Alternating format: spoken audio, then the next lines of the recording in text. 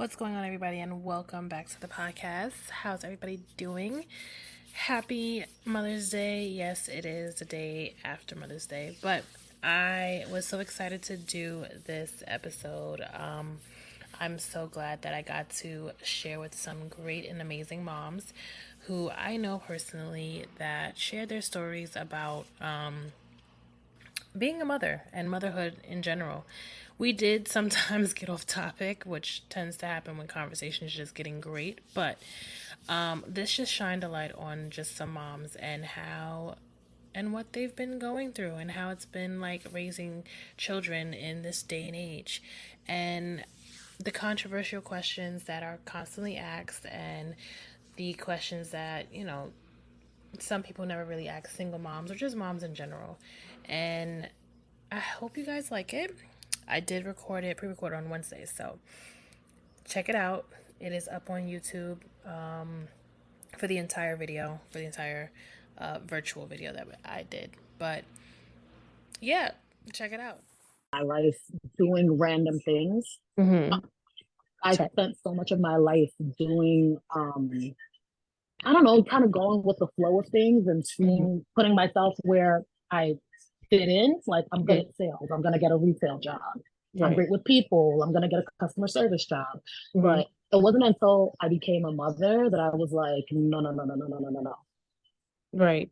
This is what I'm supposed to do. Like, I'm supposed to, yeah, like everything else was to prepare me to do this. Right, right. And even when it's hard, I still love it. Even when I'm tired, I still love it. No matter what. Absolutely love it. That's it. I love it.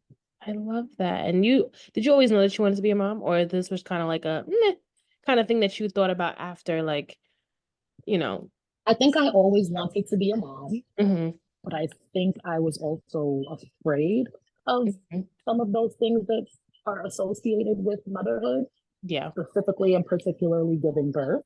Mm-hmm. Because I won't speak for anybody else, but like me, I never broke any bones. I never got super sick. I never was admitted in the hospital, like in my whole life. Mm-hmm. So being a mom is something I always wanted, but I always had like an ongoing fear of all the things that could happen to me in pursuit of that goal.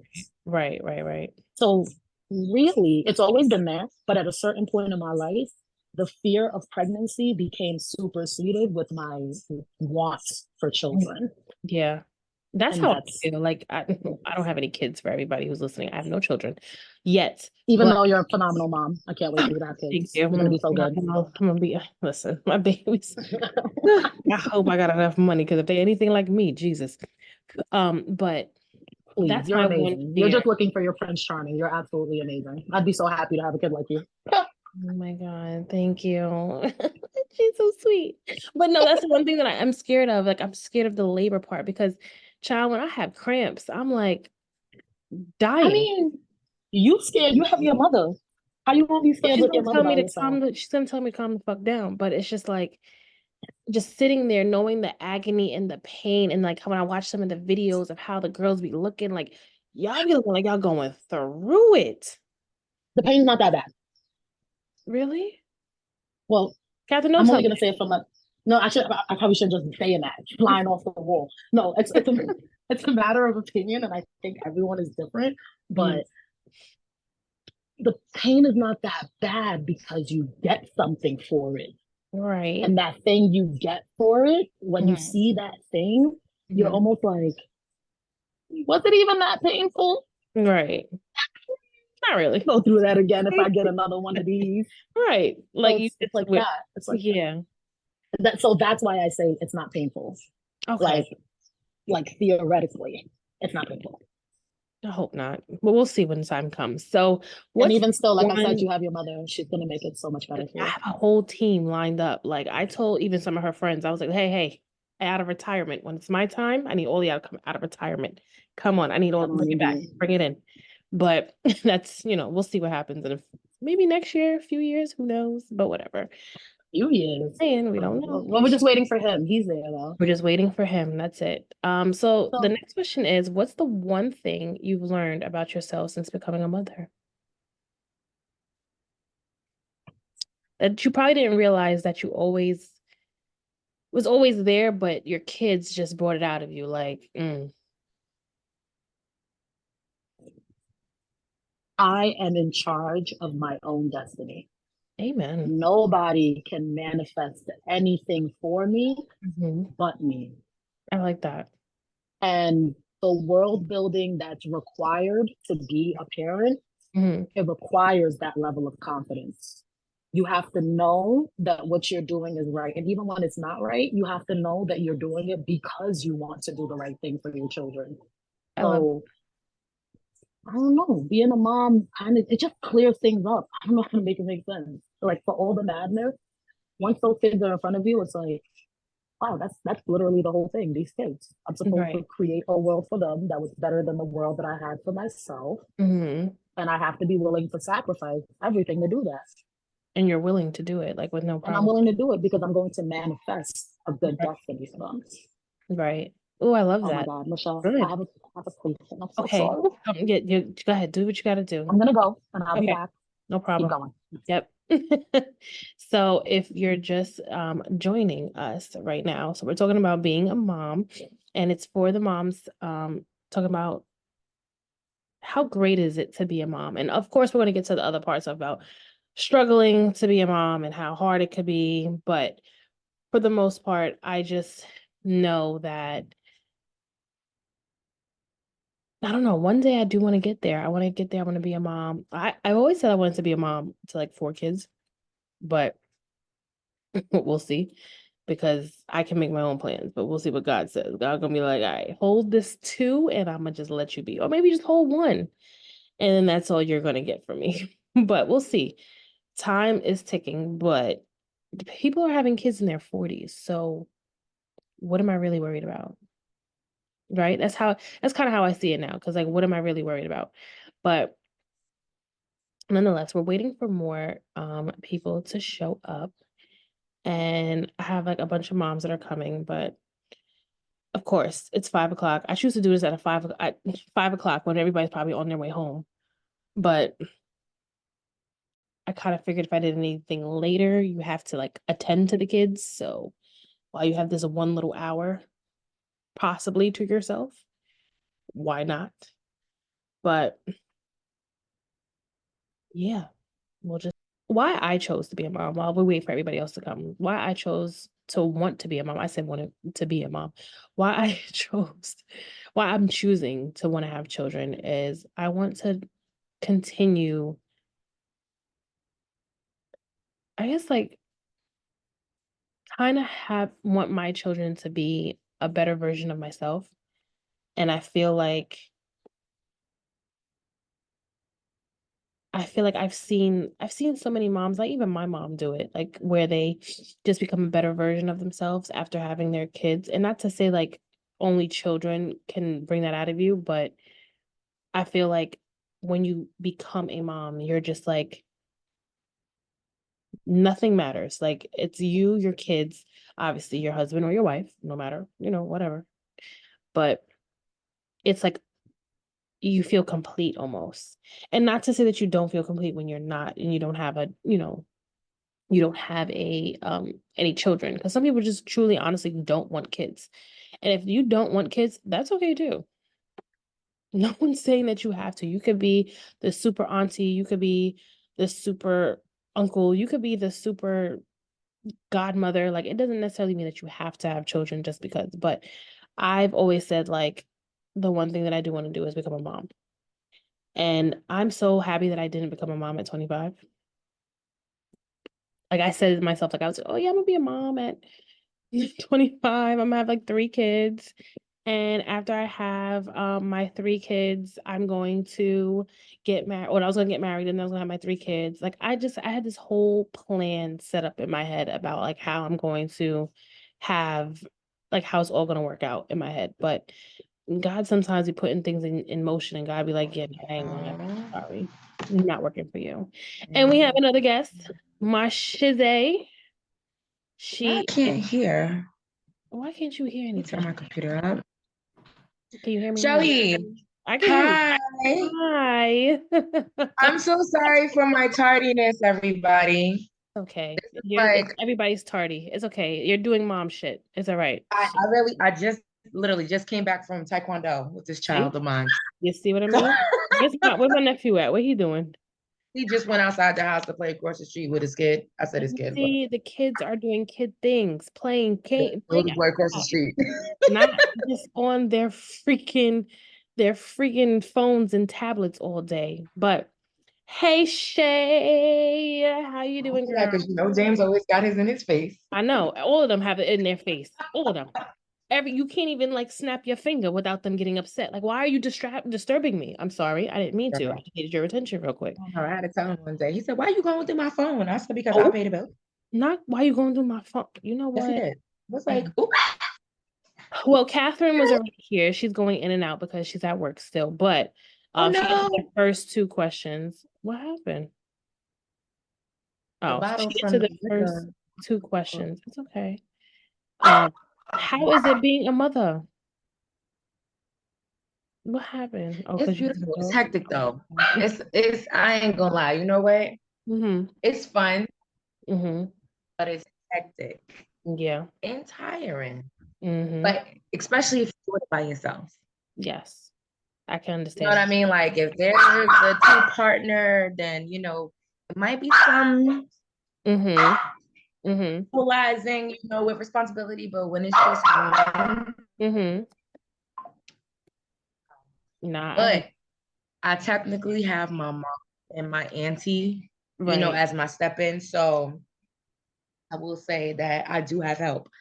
And I'm not doing it 100% by myself, but it becomes a lot, Mm-hmm. being a person to make sure everything is taken care of, Yeah. But you also you're doing a good job. You're doing a real good job at it. I know it's definitely hard. It looks like it can be a challenge, but especially like the conversations that we have, which I don't know y'all, but the conversations that we have, like it can be difficult and can be daunting as well. But you're doing your damn thing. So I always tell you I'm proud of you. You Um, see? I appreciate that. so what's the one thing you've learned about yourself since becoming a mom? I'm resilient. You what? Can I curse? You what? Can I curse? What? I'm gonna say a curse word, but I'm gonna say it in the nicest form ever. Oh Lord. I am that and you better say it loud and proud. You better say it because you are. Excuse me, mother, for this one, but I'm that bitch. Excuse me, mom. Period. Because you handle it. Let me tell you something. I have realized like strength, emotion wise, I am emotional. But I fight myself a lot because I'm like, I can't be too emotional because I gotta hold it together because I can't like let myself break, I get to those points, but I'm doing this mommy thing. Yeah, you are. You are. I will say that I am doing this mommy thing for sure. You definitely are. For sure. So we're gonna get in. We're gonna start like really light with the questions. We're not gonna get too deep, yet. Like not yet, but we getting there. How did you and your child's father meet?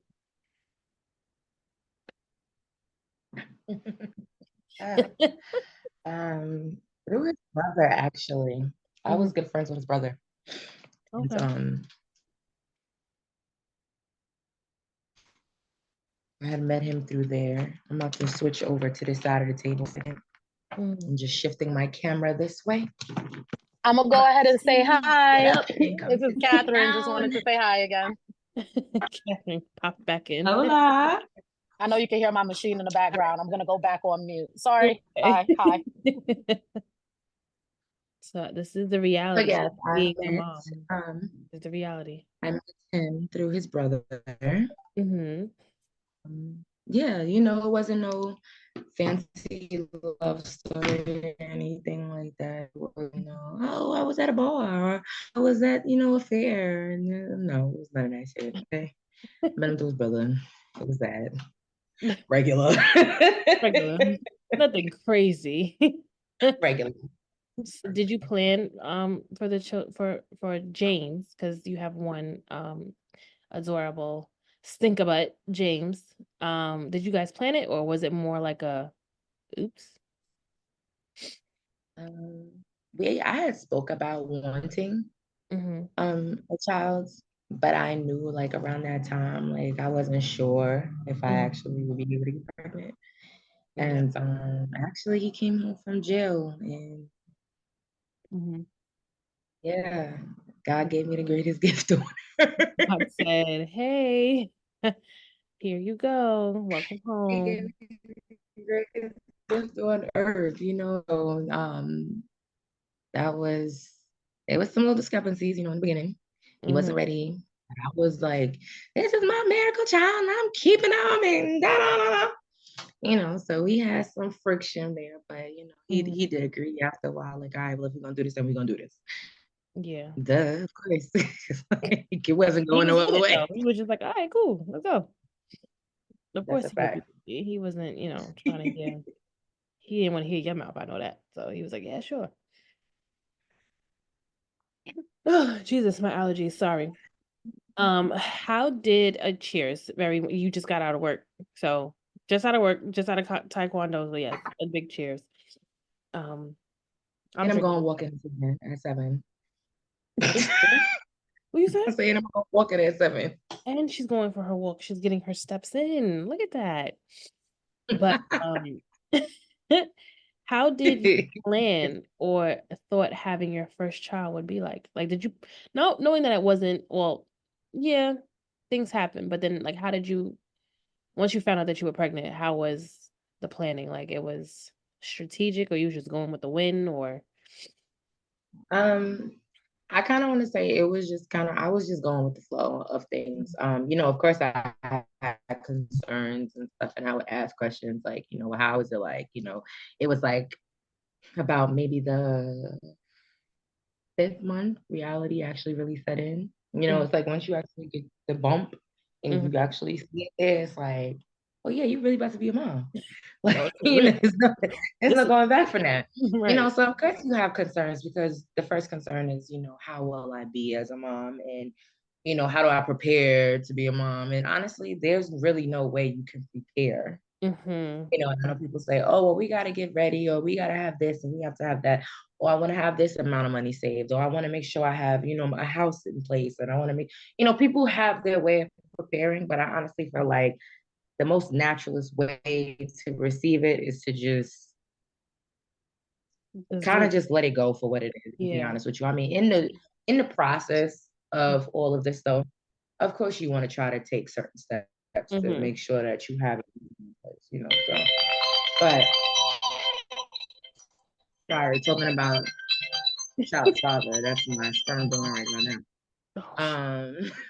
Donor. Excuse me, but you want to make sure you know you are taking those steps in the process of everything, you know, like just making sure you're taking your vitamins, definitely 100%.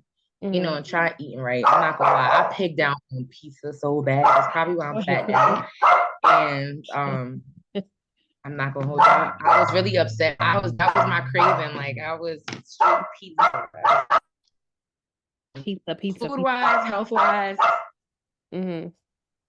I ain't gonna lie, I wasn't eating carrots and salad. But I definitely want to say, yeah, pizza was my go-to.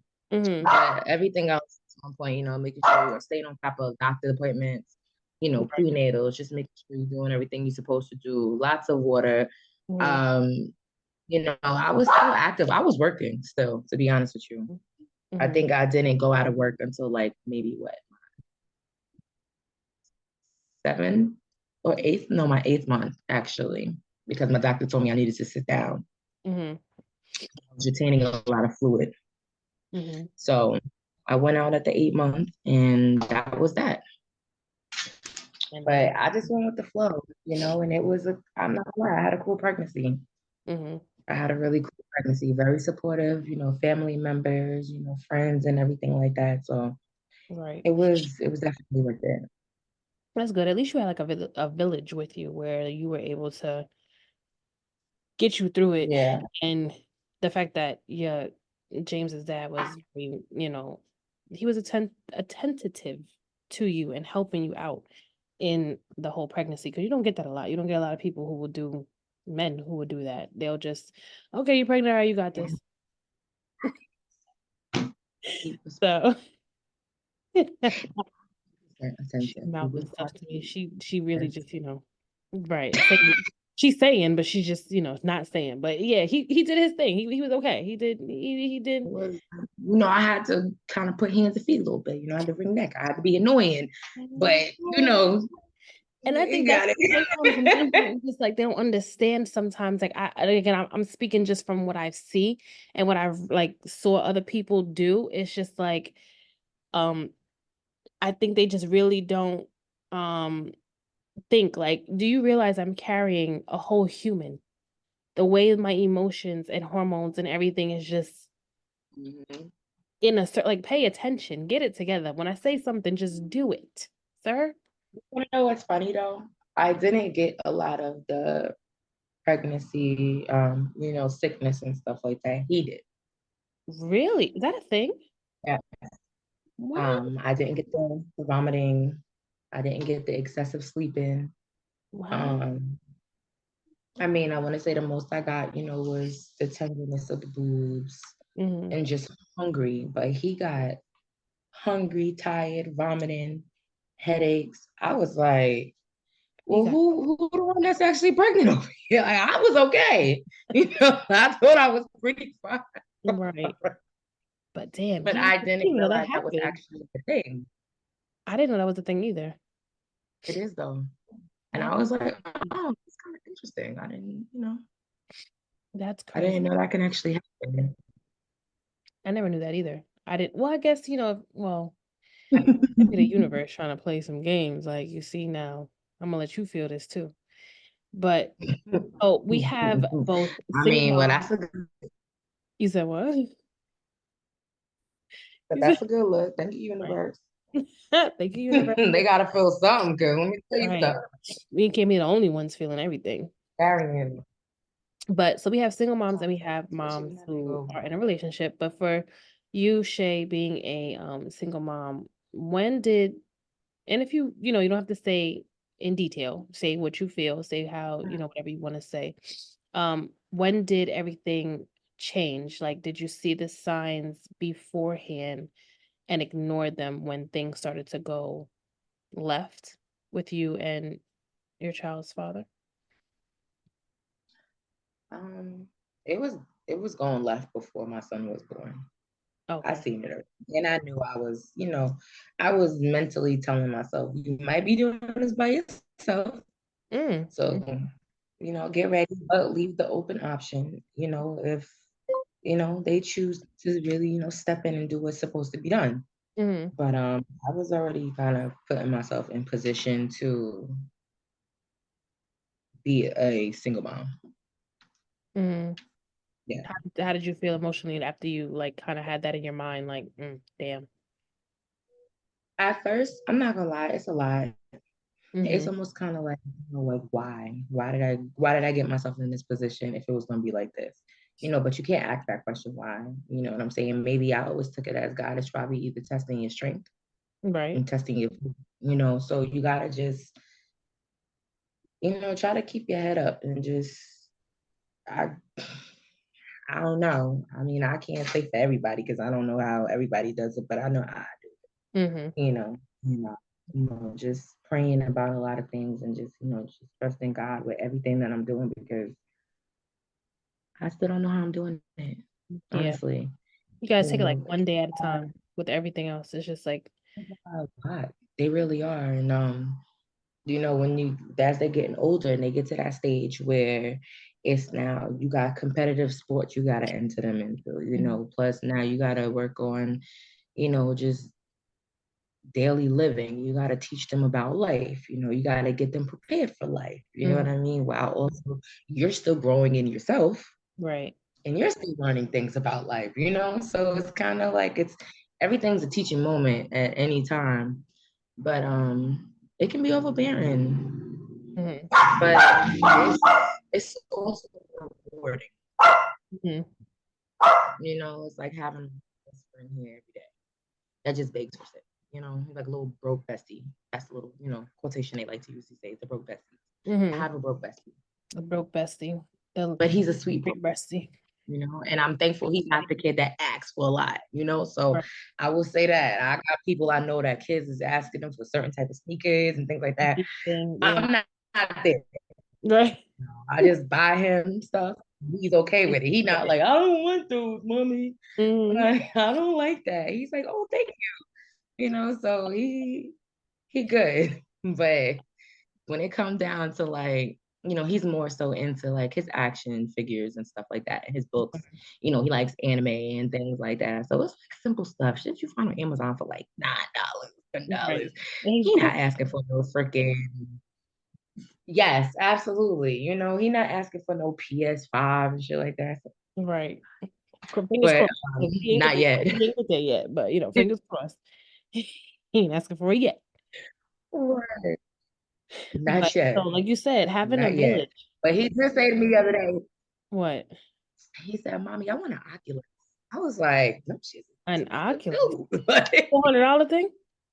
yes, That $200 thing. virtual reality thing. It's $200? I thought it was $400. Yes, and do you know me and Jordan? It's 200? Yes, me and Jordan bought 2 pairs, unless there's like an upgrade. We bought these like 2 years ago, and we didn't use it. I have to say it to everybody that's gonna buy it.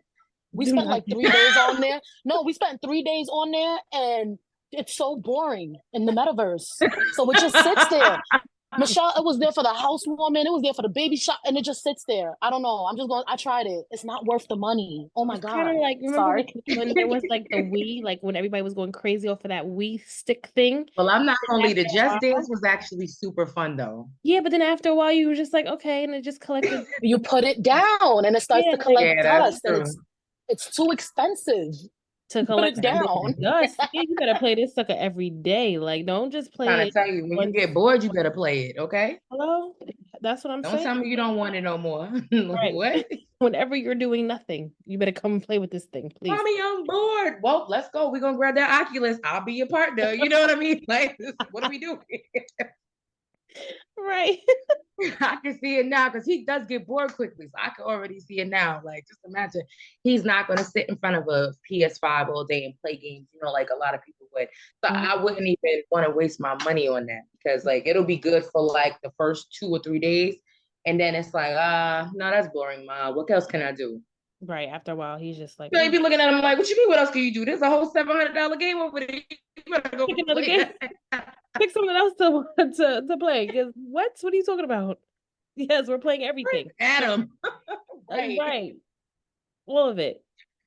But like you said, so having a village, you still have one. But what's the importance, or how important is it to have a village behind being a single mother or just being a mother in general?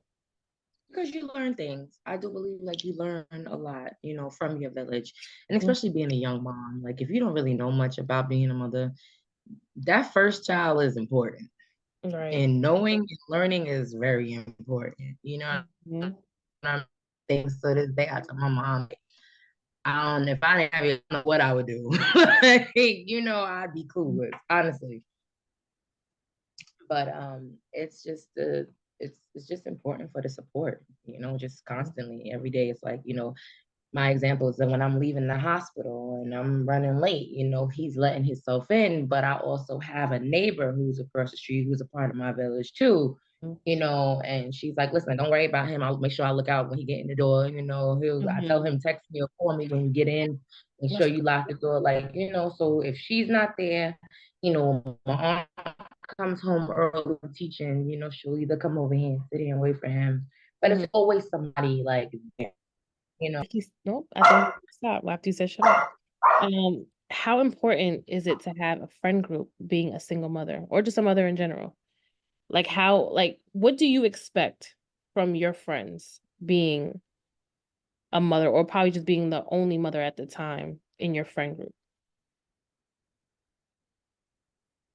What did you want them to do? I don't expect anything, but I would say this. I would love, to know that God forbid anything ever happens to me. And I know that's why they create godparents, but I think it also goes above and beyond godparents. And it also kind of still falls into like a village. When you have friends that are very close and now it's like aunties, like you and Amanda, you know what I mean? To Jamesy, it's like he has aunties. God forbid anything ever happens. But it's just, I don't know, like y'all just accept him for what he is because y'all know that boy crazy. The boy, he is. Y'all know that boy crazy, and it's just good to have friends who love your kids, and accept your kids, because not a lot of people can accept other people's kids only because of how kids are being raised these days. That's true. That is very true. And I'll say that. And Amanda said, "Auntie here, we locked in." It's like yeah, like I was saying, you don't have a lot of people who's able to accept your kids, and like that if need be, if God forbid, that your kids will be okay. Right. Exactly. So I think that being a single mom, and the only mom in our crew, it's great because now I can hand y'all off a 7-year-old, and y'all can get all the experience y'all need, for time being when that time comes, and whatever y'all want. Anytime y'all want me, I can take them. I have so many kids. Like, I literally have 1,000, not 1,000, but I have a lot of children. Like, James was like a new introduction as we got closer. And then Catherine, just having her twins, they just turned a year. Congratulations. Yes. Oh, thank you. Sorry, my machine. She's out. So Catherine's popping in and out because she's at work, but that's my girl. She popped in and she was like, "No, I gotta be on this one." So her and then my other friend Trish just had her twins. They're about to be 1. So it's just like nice. Everyone just has like kids, and I'm just like, oh my God, I'm learning so much. My cousins just had her little one, Scarlett. I show y'all Scarlett all the time, and Brandy.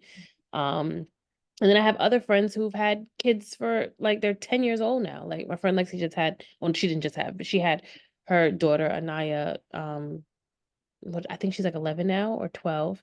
And then my other friend from 6th grade, she has her 2 boys. And it's like everyone just has, I've the experience that I have had in raising kids, changing diapers, feeding, the back talk. Oh, I'm ready. Oh yeah, that part, I ain't gonna lie. That back talk. It can be now that part can be challenging, okay? And I will say when it comes down to village, my mom be having to check me sometimes. As I'm like, James, she be like, Shay, bring it down. Stop yelling. It's crazy. Trying me like I don't understand. They do that now with you, like with you, because that's their grandkid. But before they was always yelling at your ass when you was doing something wrong. I can't wait for my parents to do this because I'm gonna look at them and like, did you not? You're yelling at me, but you always just okay, no problem, got it, no problem. So we're gonna switch, and more moms will pop in. So when they do, we'll just go back to the other questions eventually, if more moms pop in. And we know people are getting out of work, people got kids to tend to, so it's okay. So relationship wise, being a single mama, and we have these conversations in our group chat all the time. Do you think when is the perfect time for your child to meet your boyfriend or girlfriend? Hey, we're not discriminating. Do you think? But when do you think is the best time for your child to meet the person who you're talking to or who you're in a relationship with? Realistically, or how the world how you see it, because the world will sit here and tell us like you need to wait. And there's Catherine. They will say to wait a year. Look at my MRI machine, guys. Oh, look at her. My machine. That's what's causing all that noise. I'm so sorry. I just wanted to pop my face in. I'm listening. It's okay. But yeah, so when is the perfect time what do you think, Shay, for you? Like, when is the perfect time for somebody to meet James? Not what society says, because society tells us to do a bunch of shit, and it's not always right. I would say my personal preference would be probably like about 6 months, but it's hard,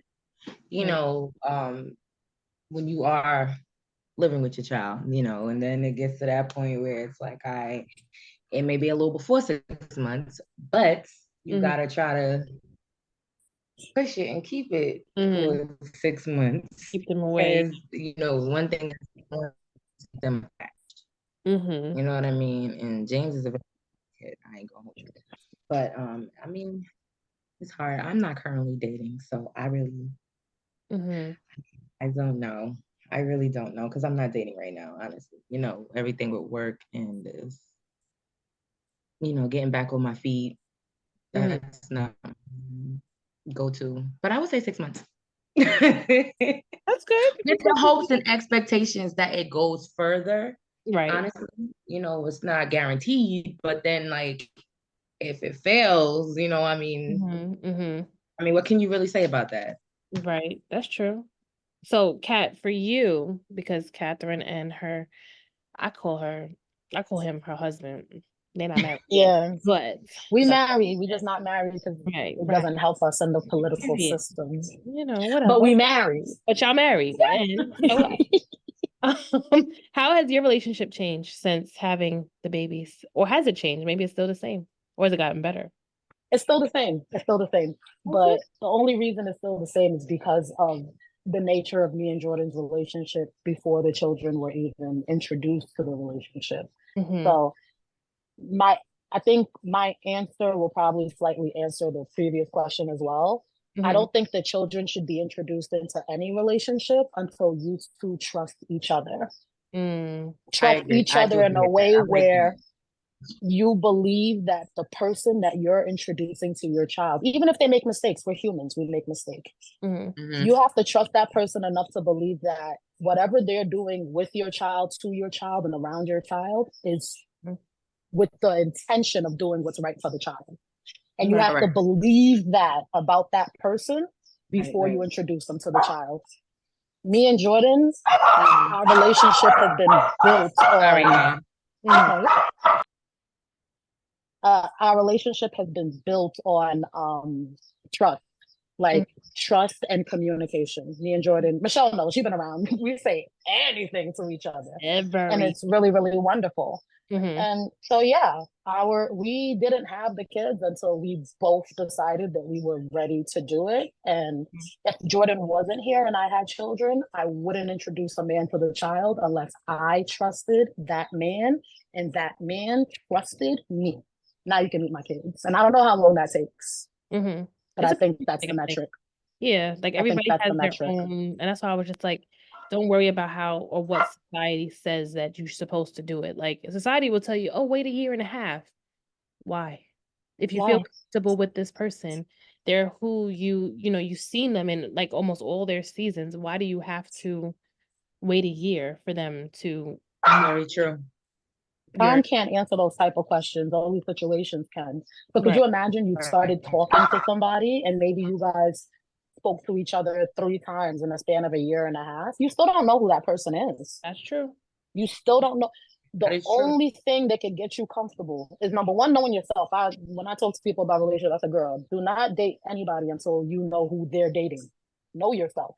Yes. And then after you know yourself, go look for somebody else who knows themselves. Because if not, they're going to destroy you with all their trauma that they don't even know. Girl, don't reach into the fire. Catherine, where you was at last year when I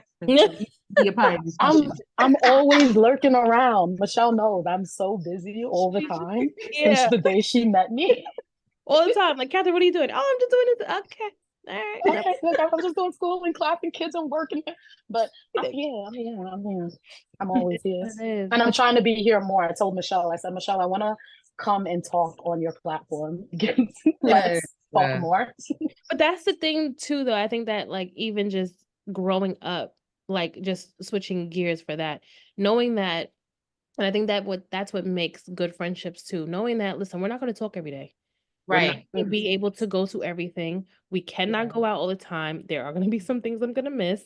But as long as I show my appreciation, as long as I shout you out, as long as I hit, check in from time to time, seeing how you're doing, then I feel like at this time in our life, with marriage, kids, this, that, whatever we're doing, that's okay. Correct. We're not And 19 anymore. whatever We're else. not 20 anymore. It's Absolutely. not the drop of a dime. What you doing this Friday? Nothing. Okay, cool. Mom going out. All right, I'll see you later. Bye. It's not how it used to be. So having friends that are understanding in where you're going, regardless if you have kids or not, I think at Right. this age, It's it's huge. very, you need that. It's huge. But continuing, when I go to your house, Shay, I can't say what I want to say about that dog, but I'm gonna say what I have to say about I'm so- that. I'm gonna say what I gotta say about that dog after. All right, so the next question is it easier to date someone with kids than dating someone without kids? And Catherine, you can answer this question too, but is it easier to Yeah, I date mean, I have thoughts. kids or than dating someone without kids? I think it's the same. Yeah. For me, I feel like it's the same. I mean, I don't feel like I've ever met somebody that didn't have kids anyway. So I Mhm. mean, I don't know. Dang, But I I almost challenged you kind of until feel I thought like about it being men. Like, oh, if you have someone who doesn't have kids, you would honestly really want them to just be able to accept the fact that you do, and they have to be understanding because you might not be able to jump and move when they need you to. Like, I tried the whole dating someone with kids, and I was just like, I've did it more than once. Let me not lie. I've done the whole dating someone with kids, and I was just like, okay, this isn't too bad.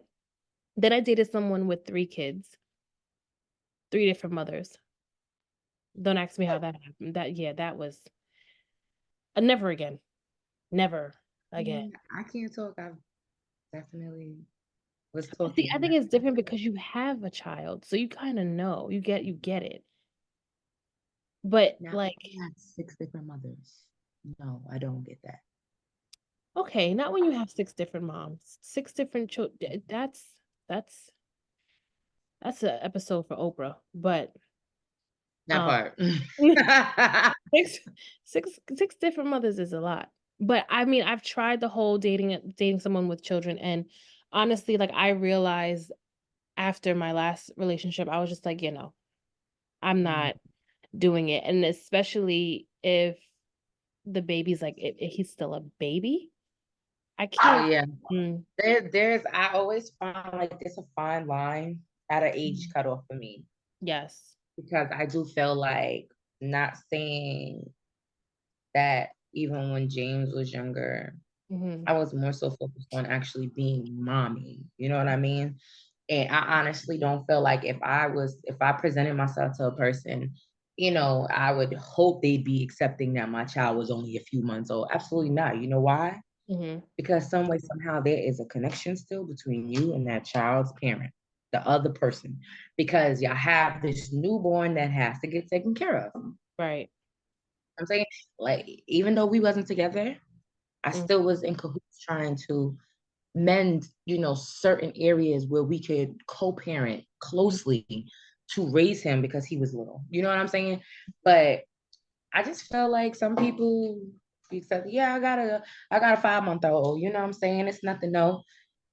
The fuck you mean it's nothing, no? What you mean? I don't know if I'm okay with still that. pretty Catch fresh. me at maybe 4 or 5. Okay. You know what I'm saying? Where there's a little more space in that gap, in that frame. You know what I mean? But a few months is it's a little too fresh. Yeah. But even then, I feel like some people say like you're never really over. Okay, so that's another question. That could be another question I just thought about.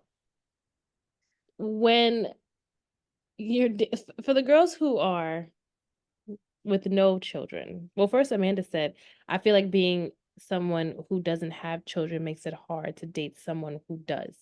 which, you know, we were saying, like, yes, it definitely can be hard and difficult to date some Mm-hmm. kids if you don't have any. But for the girls who don't have kids, is it true that the baby mothers, the baby fathers never spin the block but again on the baby mothers?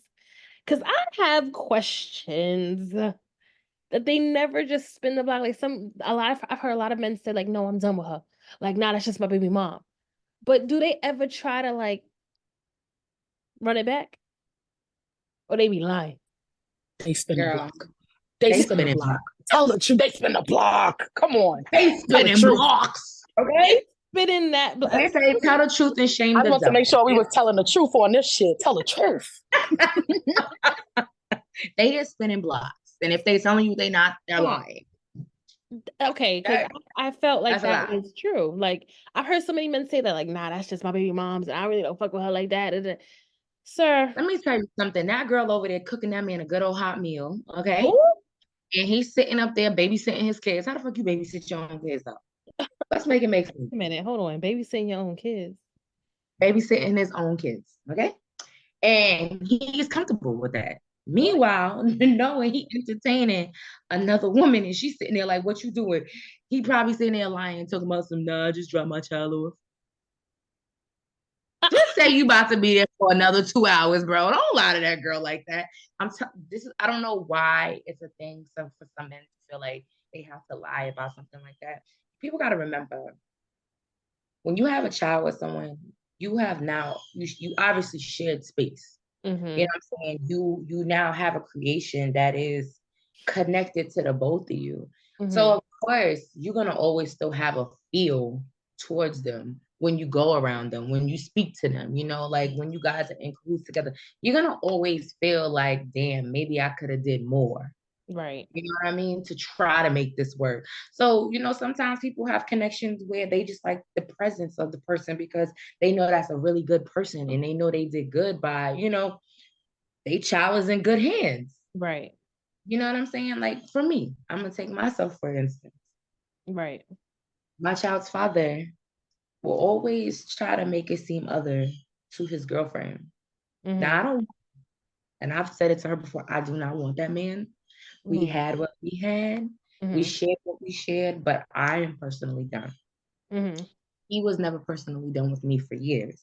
And I realized that's why we was always so combative because he wanted it, I didn't, you know? So we was kind of like going back and forth 24/7. And I was just like, I don't want this shit no more. Like, why you keep bothering me? Why you da-da-da-da? But I know he really loves me. Right. You know what I'm saying? Because we did share a connection when we was together.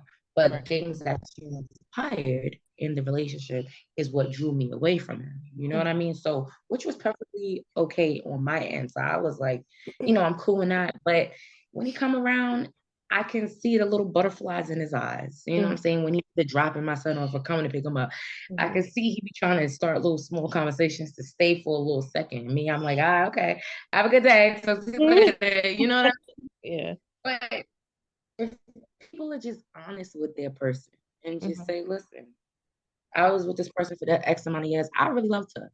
You know, we ain't working out, you know, work out, but I really loved her. You know what I'm saying? Like, I just wanted some, you know, I just need her presence sometimes. But if you feel like you still need the presence, then you don't need to be bothered with somebody. That's a fact. Because it has to either be you totally done or you still trying, you know, like, and I just think it's hard sometimes for men to completely disconnect. See, when we done, we done. Once we clock out and plug out, it's quiet. Like it's over. You know, I can't speak for all. I can only speak for me. I gotta jump in. Yes, we're emotional. We're emotional, and men are territorial, and that's the difference. Men are territorial. Once they have you, they're like, "That's your mind. Somebody else is gonna have you." Right. So that's why they keep spinning. They never stop spinning. Don't let nobody tell you they're not spinning. You know, you always want to mark that tree. Stop lying. Don't let them lie. All right. Let's get real primal. Let's get primal. Right. Men will always want to mark that tree. Okay? That's a fact. Right. That's a fact. That's a fact. That's a fact. That is Sorry, I true. know my machine is loud, but y'all talking about such great topics. I'm just here ear hustling, like, damn, I want to say something. That's all right. I got We have a something. whole nother hour left, so we good. We're gonna spin it black. You hear me? All right, Spin keep it spinning, back spinning. again. I'm Bring here. it back. Spin it black. So the next one is it a must for your partner to meet your baby father, or for the guys who are listening, the baby mother, before they meet your child or children? I never had that happen, so I don't really know. I can't say that too much because Mm. I personally never made it an issue for them to meet my child's father because I Mhm. just didn't feel like it was needed. Some people say that. Some people do say like, what is the issue with, like, why do you need to meet them first before they are? I do feel like if there is a situation where we are at a gathering for the child, and Mhm. the father happens to be there and so does your significant other, respectfully, it's the decent thing to do and say, hey, so and so, this is, your child's father or your child's mother, or, this is who I'm seeing. We don't even got to say who you're seeing, but this is this is so and so, my person or whatever, Mhm. so they know because it's just this, I don't, Shelly, I don't know. I can't say. I don't know. I don't know. I've never had to do that, so I'm not sure. But I would just feel like as adults, we should be able to say, hi, how are you? So when I Next, was dating know? the guys with children, I only met one mom, and she was cool. She was chill or whatever, but for the most part, you can tell like she still had something for him. Although she would never like say exactly that she still had something for him, because I asked him I was like, about to ask you, yeah, why'd you like say it like that? She said she's cool. She said I met her and she's cool. Why you're cool? Why you're cool? Go like that. She's cool. because she's cool, but it was given very much so like you were cool just because of the conversation that we had, but then it was also like you still got something for him. So So it's you not have to like meet them. You have to meet them. That's the you answer. do. I And the think you reason do meet is them. it's a vibe check. I have to Right. meet her for the vibe check. Right. I gotta see what her non-verbal cues are around you. I And gotta see if she she was leans loud. towards you when she talks. I gotta see if she's crossing her legs towards you. I gotta see how much she's trying to act like she know you more than I know you. I gotta see how invested this woman still is in your presence. It's a vibe And check, and I think it's and necessary. that girl was loud. She was loud. Mm-hmm. Like Mm-hmm. she made sure like to be known, like I still like him. I still love him. And you're here now, but whenever you're not around, if I need something, he's coming. Like kind of having that feeling Ooh. like I'm over you. We're not on the same page because that's my son, daughter's mother, and you'll always come second to me. And this whole like, and I guess in a sense it's understandable because yes, you do come to an extent before me because of what you have. But don't Mm-hmm. get it twisted, baby. You were the were. I am the now. Mm-hmm. So at some point it's like I don't know. I just didn't like the controversy of it all either because I felt uncomfortable like and in him not putting her in her respectful place like that's my girlfriend. Relax. She's not rude to you. She didn't come or we weren't Mm-hmm. together, but that's the girl I'm talking to. Um she's not rude to you. She's very respectful. I always like you know me. Y'all know me. Like I just in any situation, I always sit to the back and I always just look at the room first. I feel everybody's vibe out before I say anything. And Mhm. if I feel like the vibe is off, 9 out of 10 times I'm not saying nothing. Or I'll just keep it real, like cute, like, hey, how you doing? Good. Okay, cool, no problem. But with her, it was very much so like she was loud. Like I wanted to be known. I'm here and don't try me. And I was like, girl, don't try me. The hell? What you talking about? Don't try me, ma'am.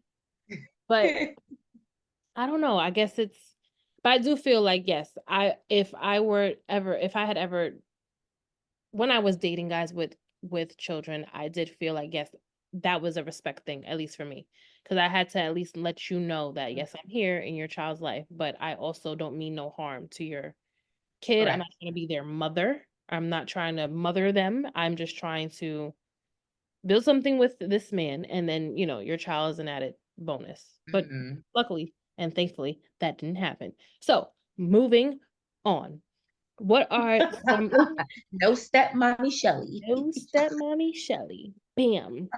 What are some lessons your child's father, your husband, Catherine, has taught you for your next relationship? Or, well, that one doesn't mean anything for you, Catherine, but what are some Not lessons? that way, but I learned a lot. I learned things though, so I'll jump in Well, after. yeah, you did I'll learn jump things, in after. but like the next relationship part, that's not for you. No, that's not me. Yeah, no. But Shay, like for the next relationship that you do get into, which we're manifesting and your husband is coming his way, we always talk about it. We always talk about it. What did you learn from that relationship? Hallelujah.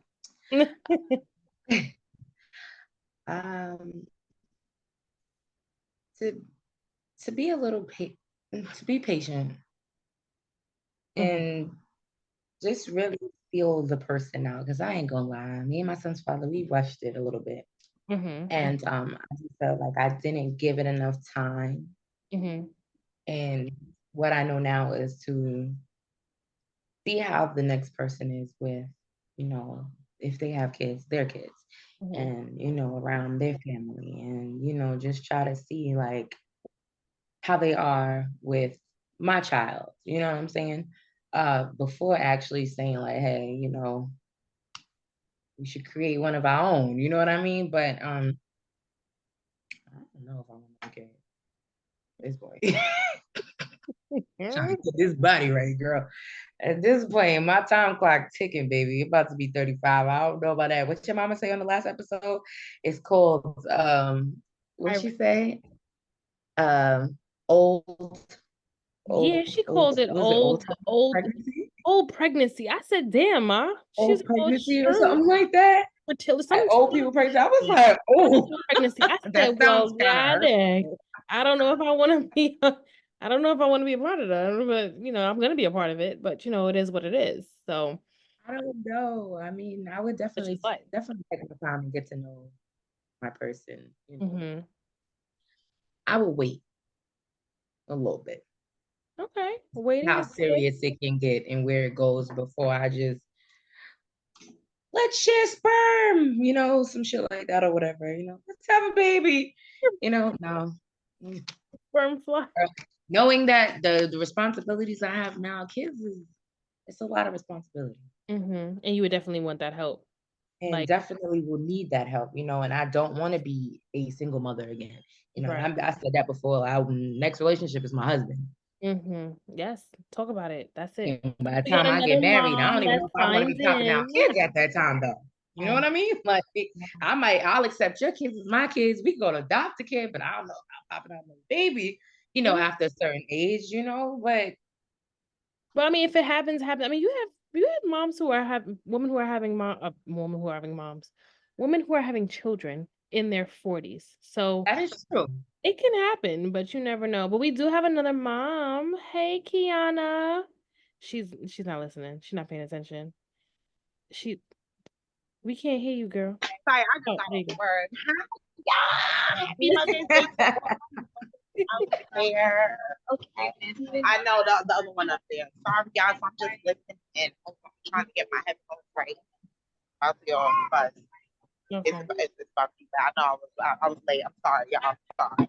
It's okay. It's okay. You can jump in whenever you hear something that you want to jump in on. But so we do have 2 questions, so you guys can answer them. How do you deal with different parenting styles as a parent? Co-parenting. That's a good one. That's a great one, actually. That was actually one of my other questions. Oh, look at Manzo. That was one of my questions. How do you deal with the different styling of parenting? I am the nailer. That is laxy daisy. And I'm not gonna lie, sometimes it drives me crazy. Right. But I have to remember that I cannot tell him how to parent. Right. I can control how I parent.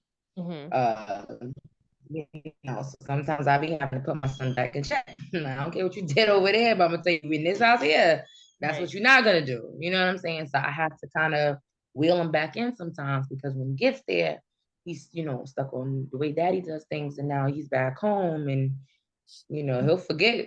And I'll be like, no, we're not doing all that. You're gonna do what I tell you to do. You know what I'm saying? This is what I'm telling you to do. Parenting in two different households I guess it can be type confusing to the kid, because it's kind of like they don't know which way is actually the right way. But who's to say the other is wrong? You know what I'm saying? Maybe that's what they know, because that's how they was raised. And I know what I know because of how I was raised. Right. It can be challenging, but you just have to remind them the core basics. That is true. And I think that's what plays a major part. That's true.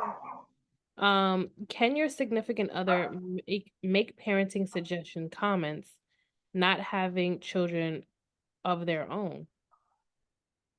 So I guess the person who you're dating, can they make parenting suggestions or comments, or is that like not, they got to stay in their lane? Like that's not for you to talk about?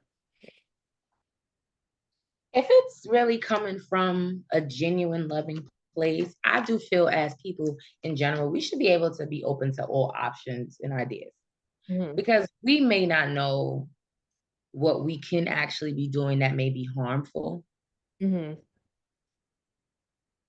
they may see other ways that can kind of help, you know what I mean, to kind of help the situation. I do believe, accepting criticism in a nice way, because not in a rude way, because I also gonna hit you with, I don't know who the fuck you think you're talking to. Then I'm gonna tell you stay in your lane. You know what I mean? But if it's coming from a place of love, I don't see nothing wrong with, taking advice or, trying something different. Right. But I know there's some people out there who is not with that shit at all. Like, you don't know what the fuck it's like to raise a child. So don't you try to tell me how to raise a child. You know what I mean? Right. But we don't know, because maybe they raised siblings, or maybe they've seen it before, and it's just giving advice about other ways to go about things, So, I mean, I'm someone who's open to it. I'm not 100% shut out, but I also do believe that just how you bring it to the table is very important. Right. That's true. That is definitely true, because you can't always, and that's why, like, when I was dating guys with kids, it was just like, I let you do that. Like, that's for you and the mom to handle. But like, if ever they were doing something like you're gonna hurt yourself, your father's not gonna like that, or don't do this, don't do that. Like, just things that will possibly hurt them or like cause some damage to them. But when it comes to like parenting them, you ain't my child, so I ain't gonna do it. Let your mama handle that. I'm gonna let your father handle that. That's the plateau I'm not about to stand on. Okay, exactly. We're not gonna do that. Now, is it different possibly when you are married to the person? So is it different from just dating? Like, okay, that's just the girlfriend or that's just the boyfriend. But now if I become your wife or I become your husband, now I have a different role, because now I'm stepmom, now I'm stepdad. Or is there still a line that just cannot be crossed? You are now in that child's life significantly. Right. And the well-being of that child is now your responsibility, because when you take those vows, for better, for worse, sickness and health, you're also not doing it just to your partner, but you're also doing it to now letting them know, like, I accept that child. You know what I mean? So, like I said, I do believe it is okay for them to say something to the child if they know that the child is almost close to danger, or something may be off, or they're not doing something right. You know what I mean? It's okay to discipline. But once again, it's how you do it. How you do it, right? Just how you do it. You don't want to be too, what did your mother say? First of all, nigga, hold up. Because I'm going to tell you the whole thing. Right. We ain't going to yell like that, because I don't yell like that. You know what I'm saying? Like, I also do feel like, watch how the other parents their child. It's okay to say, listen, I know you heard your mom tell you 4 times, go do X, Y, and Z. Please, make sure you get to it. That's cool. Yelling, screaming, cursing, anything excessive, absolutely not. Right. And putting your hands on them too. Don't Stepdad or not, touch stepmom, nobody's child. Mm-hmm. but that's also a conversation you have to have with your wife or your husband Mm-hmm. on, Yeah, this is is such it an okay? How interesting would you like me? Or if I have a way to discipline, would you allow me? You know what I'm saying? Because then that's when y'all open up and say, listen, I don't mind you disciplining, but I don't want it to be overbearing neither. Mm-hmm. Right. Well, So I wanna lend something to this because I've really been struggling myself with this, especially with Jordan being a father. Mm-hmm. Neither Jordan or I grew up with our father in the household in a fundamental way. Mm-hmm. We were both raised by either. our mother. Mm-hmm. I Right. think if we're talking about the Black experience and Black culture, I'm giving 75 to 80, maybe 90% of us were raised in single parent household, more than likely the mother. So Mhm. everything that we know Absolutely. about disciplining, we Mhm. learned it from a woman's perspective, Mhm. and we Correct. only understand it from a woman's perspective. Right. Mhm. So now that we know that something, we can't even specifically identify what the thing is, but Right. we know that something went wrong when they messed up the nuclear family.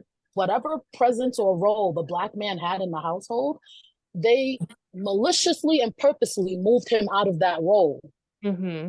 Mm-hmm. So when it comes to Jordan disciplining the kids, Mm-hmm. I struggle with what to do, but I actually spend a lot of time doing nothing. Yeah. I do not get in Jordan's way when it comes to that part of our partnership. Mm-hmm. And Mhm. I'm only saying, and I'm being very vulnerable right now. I'm saying it to y'all because I don't know if it's right. But I do know that if as women we keep reprimanding our Black men, Mm-hmm. they're not Mhm. going to feel safe or comfortable in our Correct. worlds. Correct. Yeah. Correct. So I'm confused too. I just wanted to add that. I'm confused too. I just wanted to add that. That's it. I can definitely get that, Catherine, because I do know, like, how what we know back in the day was from even listening to our grandparents, what your Mhm. grandfather said goes. The Right. woman always supported the man's, discipline on anything. Right. What the Absolutely. man says goes, and the woman just went with it. And they listen. Your father said no, it's no.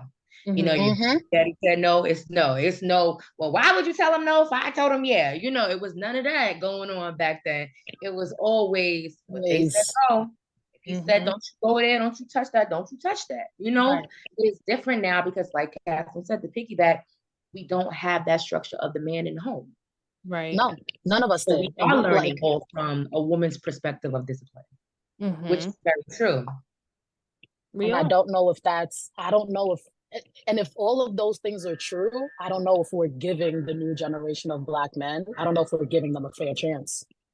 I agree. And like, they need a chance. They have to try. Their fathers didn't do it. Our fathers didn't do it. And if they don't do it, all we're doing is perpetuating the same trauma from the past. Yeah. So I'm in the corner I'm like, yo, bro, that was really hard. Wow. I wouldn't have, wow. That was so harsh. That was harsh. Right.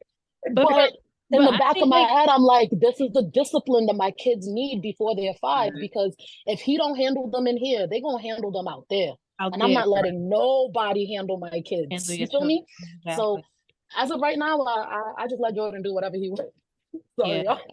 Even no, but like that's true feel though. you. But I think like for me and I grew up with both of my parents in the household, and my father he wasn't he wasn't strict, but my father was just like,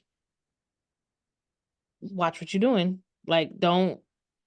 My mom did more of the reprimanding, but my father was very much so on the side of hearing it from a man's perspective. Like, you don't want to do X, Y, and Z because this is going to cause this and that's going to cause that. If my mom didn't feel like it, she'd be like, what did your father say? All right, then it's a no. But they always had they always came to the agreeing, like the coming to the minds of each other and saying like, okay, it's not going to happen. Like, it was never, well, if I said no and your father said yes, then go with what your father says. They had to come to the understanding, like, okay, are we letting this happen or are we not letting this happen? But then again, me and my brother weren't, thank God, we weren't terrible, like Yeah, badass. y'all not bad kids. Y'all Yeah, bad. Y'all OD we weren't good. bad kids. Like it was the look and the stare and the pluck for us. Like that was enough. We never got beaten. We never got our ass whooped. It was just always like, play with me if you want to and see what could happen. And that enough Yeah. was just like, okay, you got it, sure. But I think my Yeah, father because nowadays also, these kids be yeah, these kids need their, let me, you know what? Never They mind. need their asses beat. What? Don't you? I'm saying it. They They do need need their asses beat. These kids need whooped. their asses Wash. beat I'm about to take y'all outside and get y'all jumped on my with friends, a keeping it a stack with switch. y'all. Like y'all don't know where I came from. With a Stop playing with switch. me. like y'all don't know about going to pluck your own whip off the A tree and have to get a little Okay. leaves off. Baby, when you switch, are back in because the the So house. way their mouth is set up nowadays, I be ready to So like ragtag these within little kids. reason, me and Jordan are in the corner like within reason, but y'all gonna get this work on some K dot shit. I'm gonna put you in your place. Okay. All Exactly. right.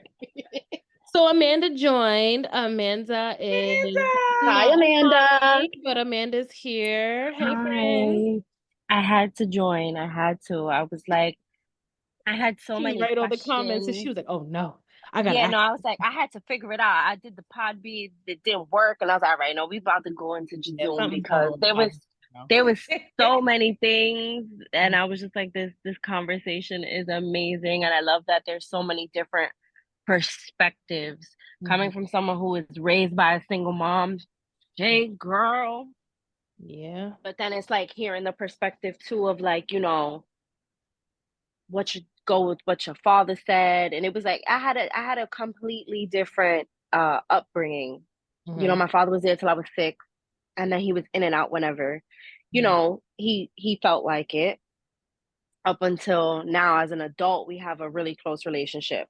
But growing up it was dysfunctional. And, a lot of the reasoning was, his childhood traumas, and he didn't know how to do certain things because of his own childhood traumas. And even with that, like I felt like, he got a pass for a lot of the things that transpired and the things that he missed because of his childhood trauma. Right. So it also affected like exactly what Catherine said, my relationships with men. I didn't create a safe space to where, in the past they could feel comfortable and be vulnerable. But it was because of, the childhood traumas I had because my dad wasn't there, because, it was generational curses, So hearing that, I was like, oh my God. And then, hearing perspectives of like, that's why I asked that question. Like, can your significant other, be opinionated on certain parenting things? And it wasn't necessarily like what you said, Shelly, like as far as like parenting the child. Like, I don't have any kids. You girls know that. I don't have any kids. I've dated, 2 of my exes had children. And it was just one in particular that it was just certain things he did as a parent that I didn't necessarily agree with, but it was the dialect was very much, I didn't have kids, so I couldn't have an opinion, which is why I asked that question. And it was like, he would vent and, talk about whatever problems he was having, whether it's with his child's mother or the children in general. So, but I would see certain things as red flags, not having anything to do with, the mother, because I'd never met her. There was never any, anything like that. It was certain things he did that I was like, I don't think that, all right, okay, I'm gonna mind my business. But it was certain things. So I feel like society has like it's been deemed like, all right, if you don't have a child, you don't understand. But I feel like if you are raised right and you have your own, common sense, then you don't have to have a child to know right from wrong. Right. Like you should be able to see red flags from a distance, no matter the situation. Or, being a woman and not having a child, dating someone that has a child, it's like, you see certain things and you're just like, I'm not gonna say anything. Okay. But that's why I brought that specific topic up. And I wish, you know, we could get a man's perspective on that too, because, you know, just because he doesn't have, excuse me, children of his own, or, you know, he didn't have the healthy relationship with his father, doesn't mean he doesn't see certain, you know, behaviors that are not healthy. Right. Absolutely. That's true too. That's definitely true. And that's why it's so important, like, for men to just be in the household. Like, y'all have to be there. Black men specifically. Like, these boys are just out here running around. Don't know they ass from they face. Don't know what's going on. Like, they're looking and referring to the streets. They're looking and referring to these celebrities, and they're just looking at the wrong places. And But the women are too. the women are too. These young girls too. Like, I women didn't are too. necessarily have my father there every day, but the times that I did have him and the conversations that we did have and the lessons and, you know, things that he did instill in me, I am so grateful for, because I see some of these girls and, you know, they're looking for love in all the wrong places, and they lack inner self-love and self-confidence. And it's like, no matter what people say, or you know, whatever their excuse is, it stems from the home some way, somehow. Right. Correct. That's true. No, I totally agree with that. I feel bad because when the conversation started and it was just me and Michelle, it's like this conversation is for mothers, but all I ever want to talk about is community building, because the community matters so much, which is the men as well. And even here as mothers, we're sitting here, you know, we're telling our own.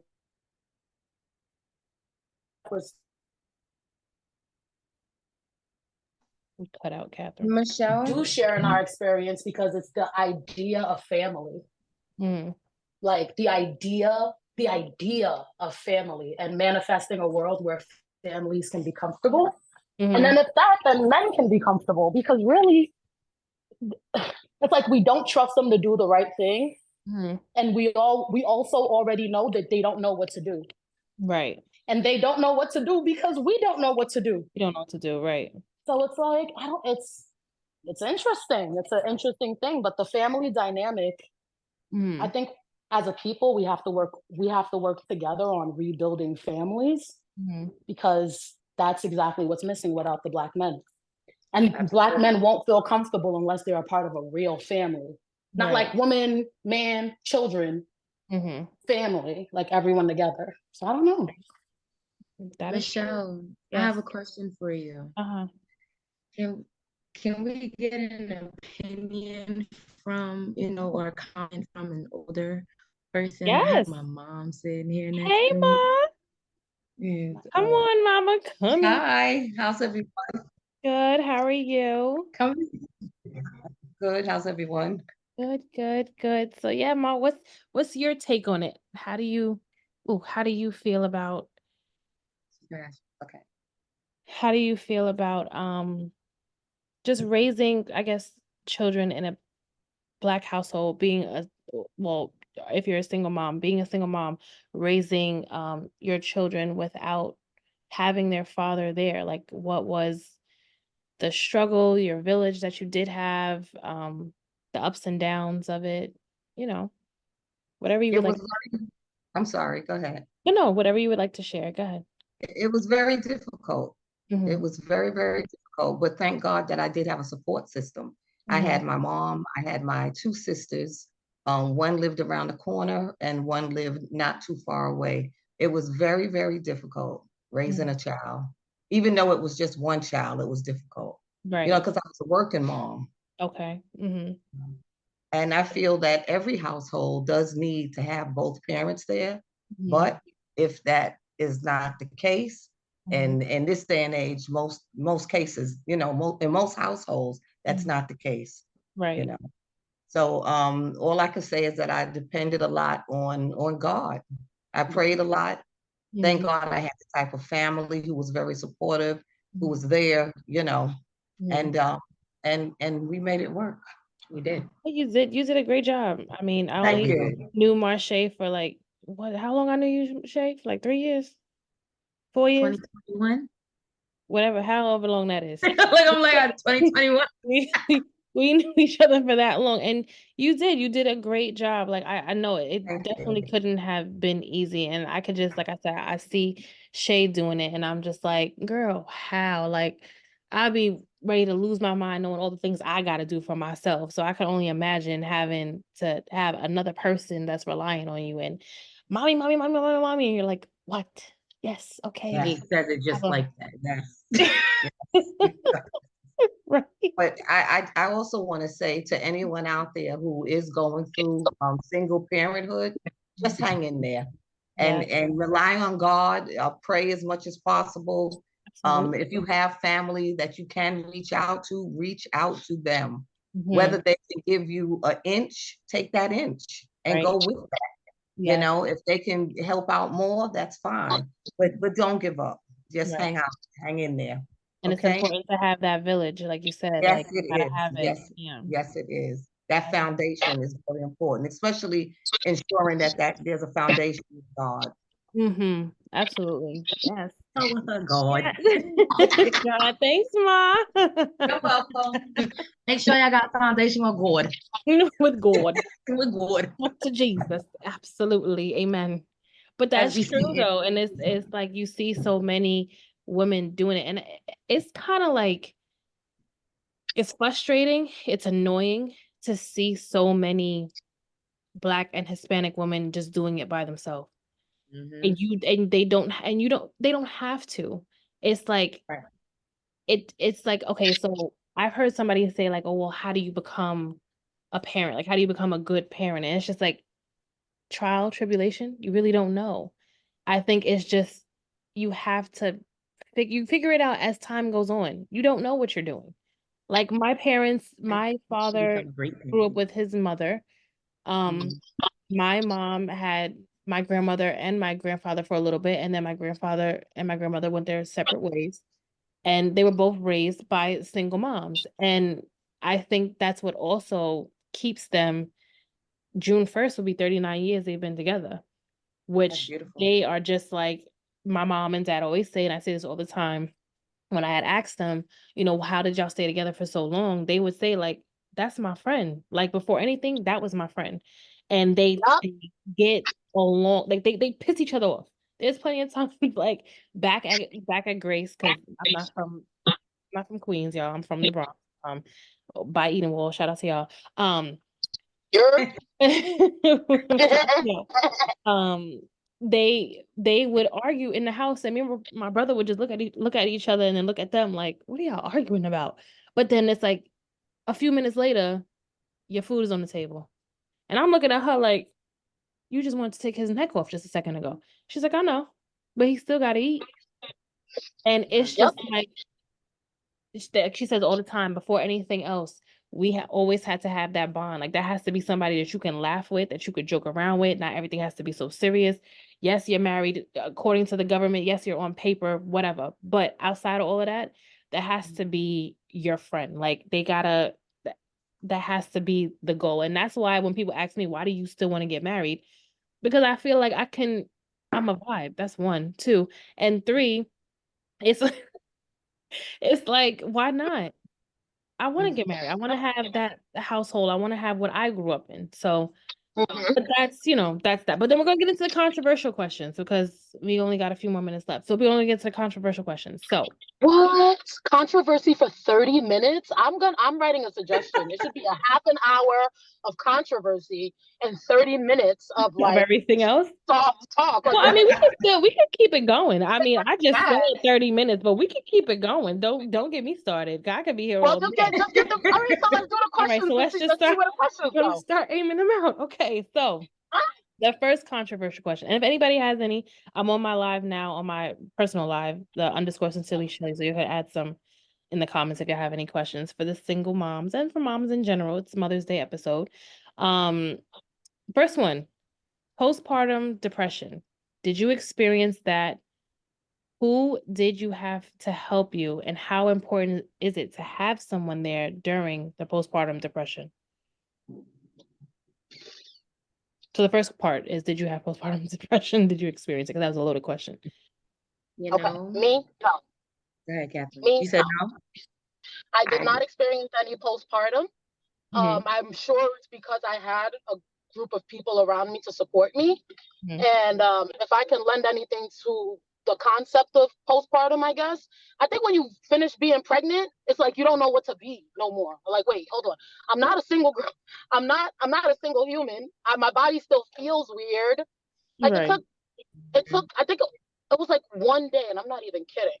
Mhm. Yeah. It was one day, maybe 6 months after the kids were born. I was standing outside smoking a spliff, and I literally had a visceral response. Like I felt my body feel normal. Like I could distinguish the difference between when my body felt normal and when my body felt like I just extracted a human from it. So I was never ever depressed, but I did get overwhelmed. I think it's just a matter of like having to rebalance everything in your life once everything is there. But Mhm. I wasn't, no. Okay. Shay, did you have postpartum? She actually, Catherine answered that pretty head on, honestly. I do agree with Catherine. I didn't really have the time to actually, not even saying the time, but I just didn't have that mental space to hit postpartum once, I think because time was the right word. I really feel like time is the right word. Is it? Pretty much. Like, because no time. I it's agree. like you spring right into mommy mode. I mean, Mhm. like she said, yes, you do get overwhelmed because it's a lot, But once again, I had the support. Mhm. And so I didn't really have that non-functional downtime where I could be like, oh my God, I can't do this for myself.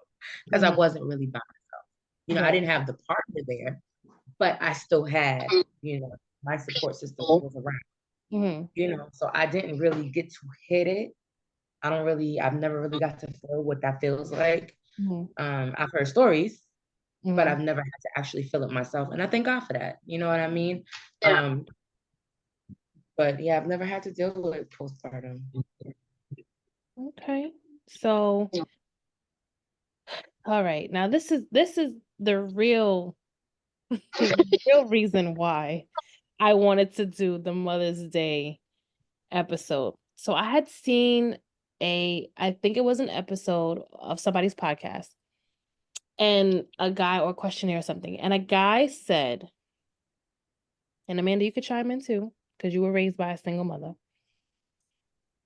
Some would say you chose this life. Can a woman choose to be a single mother? That's the same look I gave Amanda. That's the same look I gave Catherine. That's the same look I gave Marche. When I seen that, I almost threw my phone because I said, "Excuse me, did you You know what? Absolutely. I think Absolutely. Because my mother chose it's to a be a choice single to a mother. point. She It's a said, you choice know to a point. what? I'm tired. I'm doing everything by myself anyways. You could go. I got this. Okay. All right. Mm-hmm. And she was saying just like that too. Because she was that And my mother did it. it got to a point where, all right, you're like a third child, bro. So you want to act like a child. I'm not gonna be your mother no more. So yeah, you could go live your life, do your thing. I got this. Right. And that's that. Yeah. But at the same time, she didn't go into that relationship or have me and my sister with the mentality of I'm gonna be a single mother. Right. She hit a breaking point. Period. Mm-hmm. Right. But no, yeah, that definitely. even your There mother you go, Amanda. hitting Very that well breaking answered. point, That's it. I mean, that's a phenomenal answer. But even your mother hitting that breaking point was her choosing. Right. Mm-hmm. Even that, even with her back up against the wall and everything thrown at her but the kitchen sink, she still has to choose. There are women today who are still that victim reality. They got 6 kids. Their kids are all in their 30s, and they still with the same asshole, bro. Like, so you're not leaving? No, I can't. Oh, it's a choice. Either way, it's a choice. I think this whole the only thing that we didn't choose was to be born. Like, I'm not fucking around. The only thing we didn't choose was to be here and present on this earth. But everything that happens after that, like, nah, bro, everybody got a part to play. I Right. don't respect any conversation where nobody takes any level of accountability. I will Responsibility. never respect that. Thank Like, Correct. you. so Yes. like some nigga, they said being broke is hard, being rich is hard. Choose your heart. I believe that statement is for Exactly. everything in life. Mm-hmm. Everything. Choose it, bro. True. Absolutely A true. fact, and believe polls have been taken. Polls have been taken. I know for a fact that the happiest woman is the single mother, not the married mother, not the not the not the partner like baby mama, baby father situation. Not the happiest person is the single Can't mother. say that shit, girl. And I get that. I get that. My mom was a single mother, and before my father left, he was the weakest link in our family. The moment my father left, we were all able to thrive without him. Now, with all those things being said, knowing that women are happier with their children and no man, and knowing that taking the man out of the household makes everyone thrive, what does that mean for our Black men? Like, what is the Black men? What's the men? Like, that's weird. Like, It's very weird. It's weird that we are happier without men. What is happening? Yeah. It's like, do you dominate and say, no, I'm not leaving. I'm going to make sure this family is good. I'm going to make sure y'all straight. And it's like, nigga, you're not doing nothing now. Right. Like, what are you doing now? Like, you know, it's kind of like, hey, nephew. Jamesy. Hi, James. Nice to meet you. Hello, Miss Catherine. Hello, Miss Catherine. So adorable. I love it. I hope my son is nice like you. Sorry, y'all. And he got her personality all the way. All the way. All the way. But it's true though but see, and I think what he was. Well, I wish I could find it because I was trying to find it. I'm gonna look for it and I'm gonna send that it. man was being salacious and sensational. He was trying to draw emotions out of people. Something, because the way he said it, he was like, yeah, they choose to be single. So of course, what like you're angry. Like your baby mother doesn't want you. So that's what you're upset about? Yeah, here we go. He was trying to double back and she didn't let it happen. And she didn't let it happen. Like that's what happened. That's what you're really upset about. Because I have a better relationship with my father now as an adult, I get his perspective now. And he's full of regret. You know how they say men, their frontal lobe don't fully develop till they hit a certain age and things of that nature. My father had me very young. He did. He was 19, turning 20 when he had me. Okay. He will tell anybody, I wasn't ready to be a parent. And I wish I was the man I am today back then. He's like, because if I was the man I am today, I'd still be with your mother. He's like, that relationship wasn't her downfall at all. It was mine. And he takes full accountability. He says this, man, don't get me started. He says it all the time. He is full of regret because he realizes that, his inconsistencies and, his, toxic behaviors, whatever the case may be, caused him to miss so much as a parent. So it's like what I'm noticing, because I'm like, my father, he was in them streets. He was, kind of similar to a lot of these young kids out here now back then, So I feel like you have a lot of babies having babies. True. Not taking accountability for their actions, not fighting for their relationships, not seeing a full value in, having both parents raising their children. Like, you have a lot of that, right? With that being said, they walk away because, they can't have their cake and eat it too, because women are not having it. They're not standing for it. They're like, listen, you're either going to be this or you're going to go about your business, So what I've noticed through my relationship with my father is he's full of regret. So I feel like that's just going to be a continuous cycle for these men that don't want to step up, that don't want to be there, that don't want to change their behaviors to set a better example for their children. They're going to get older. Your children are going to realize, you're going to learn. Yeah, when we're young, we don't get it. We want mommy, we want daddy, we want this, we want that. You don't get it as a child. But when you become an adult and you fully grasp everything that was going on when you were a child, you're fully able to understand and come up with your own perspective on things. And once that happens and your adult child can sit here and hold you accountable for your faults and where you messed up or you didn't try hard enough, that right there is it's a killer. And I've seen it. So to see him now in his 50s be full of regret, that toxic cycle is just gonna continue. Yeah. Whereas women are like, you know what? Like my mom always said it. She was like, I know my girls are gonna take care of me. And she's like, and your father, he gonna end up in a nursing home. Like that's the perspective she has of it. Why? Because she was there. She was there through thick and through thin. You left when we was thick. Right.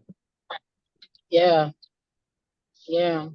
But then guys that are our age mates, I feel like, shouldn't they know that? Like the guys who are our age mates, don't you know that when you were a kid, your father wasn't there? How dare you grow up and perpetrate the same crime? Because that's a crime. That's an offense. That's not even of God. So like, if we saw our parents do it and we were like, oh my God, this is so messed up. Why the hell did all the guys walk away?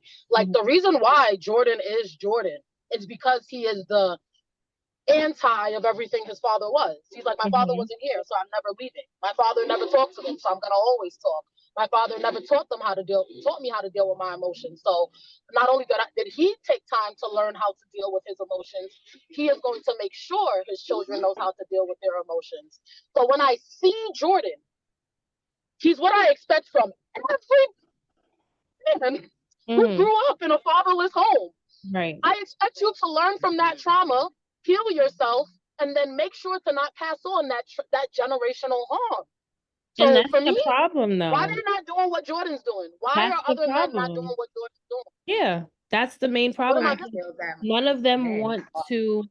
None of them want to fix it. None of them want to see, like, I don't want to be what my father was. So let me go get the help. Oh, but therapy is boring. Therapy is for weirdos. Therapy is for people who got mental issues. No, it's not. Therapy is to cleanse yourself and to heal yourself. Right. And what your problem is, and that way you make sure you're not who didn't raise you. Why continue that cycle? Break it. We got to keep it a stack. That's what's cool in Black culture. For Black men, it's very uncool to sit down and process your feelings. For Black men, it's very uncool to hold each other accountable for the shit that you did. And that's what I'm trying to keep it a stack. Michelle know me. When I talk to Jordan, I'll be like, Jordan, I gotta ask you a question. After the R. Kelly case, I went straight. I said, I think R. Kelly happened before COVID, so I didn't get to ask Jordan this. I asked somebody else. But this was the baby. When the baby came on live with Danny Lay at 2 a.m. with her baby and was trying to kick her out of the house, the rapper. Yep. I went to Jordan and I said, Jordan, I gotta ask you. He said, what? I said, what do y'all talk about at the barbershop? What do y'all talk about? Ass and titty. Ass and titty. That's all they talk about. Ass and titty. Men are not holding each other accountable the way women hold each other. Say that again. Men are not holding each other accountable the way women are holding each other accountable. And I know that is a generational trauma and harm. Nigga, the music.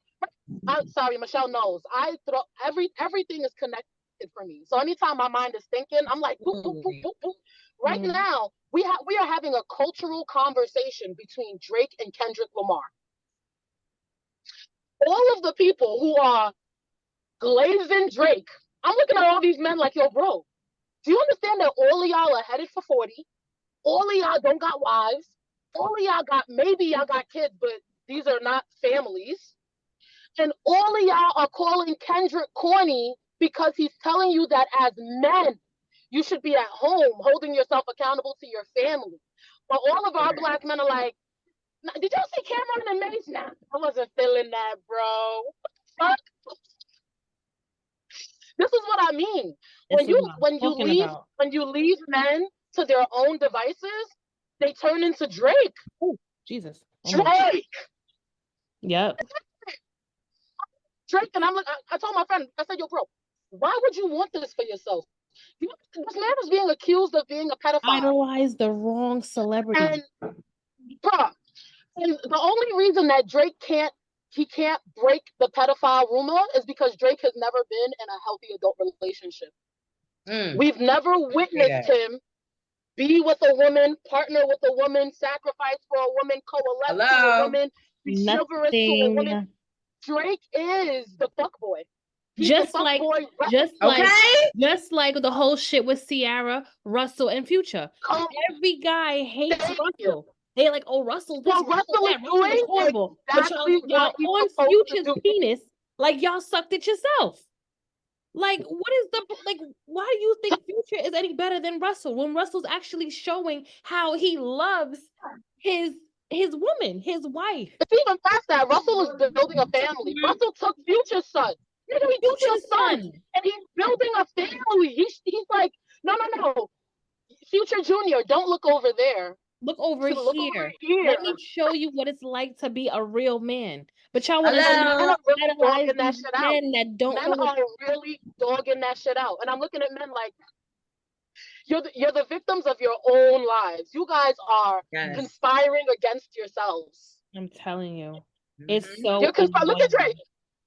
The man can't shake the pedophile rumors because he never been with no woman. Right. If anybody's seen him, tell me. You're almost 40. You're almost 40, bro. Someone said on the live, they said you J. Cole got a girl. Kendrick got a girl. J. Cole and Kendrick are both men with families.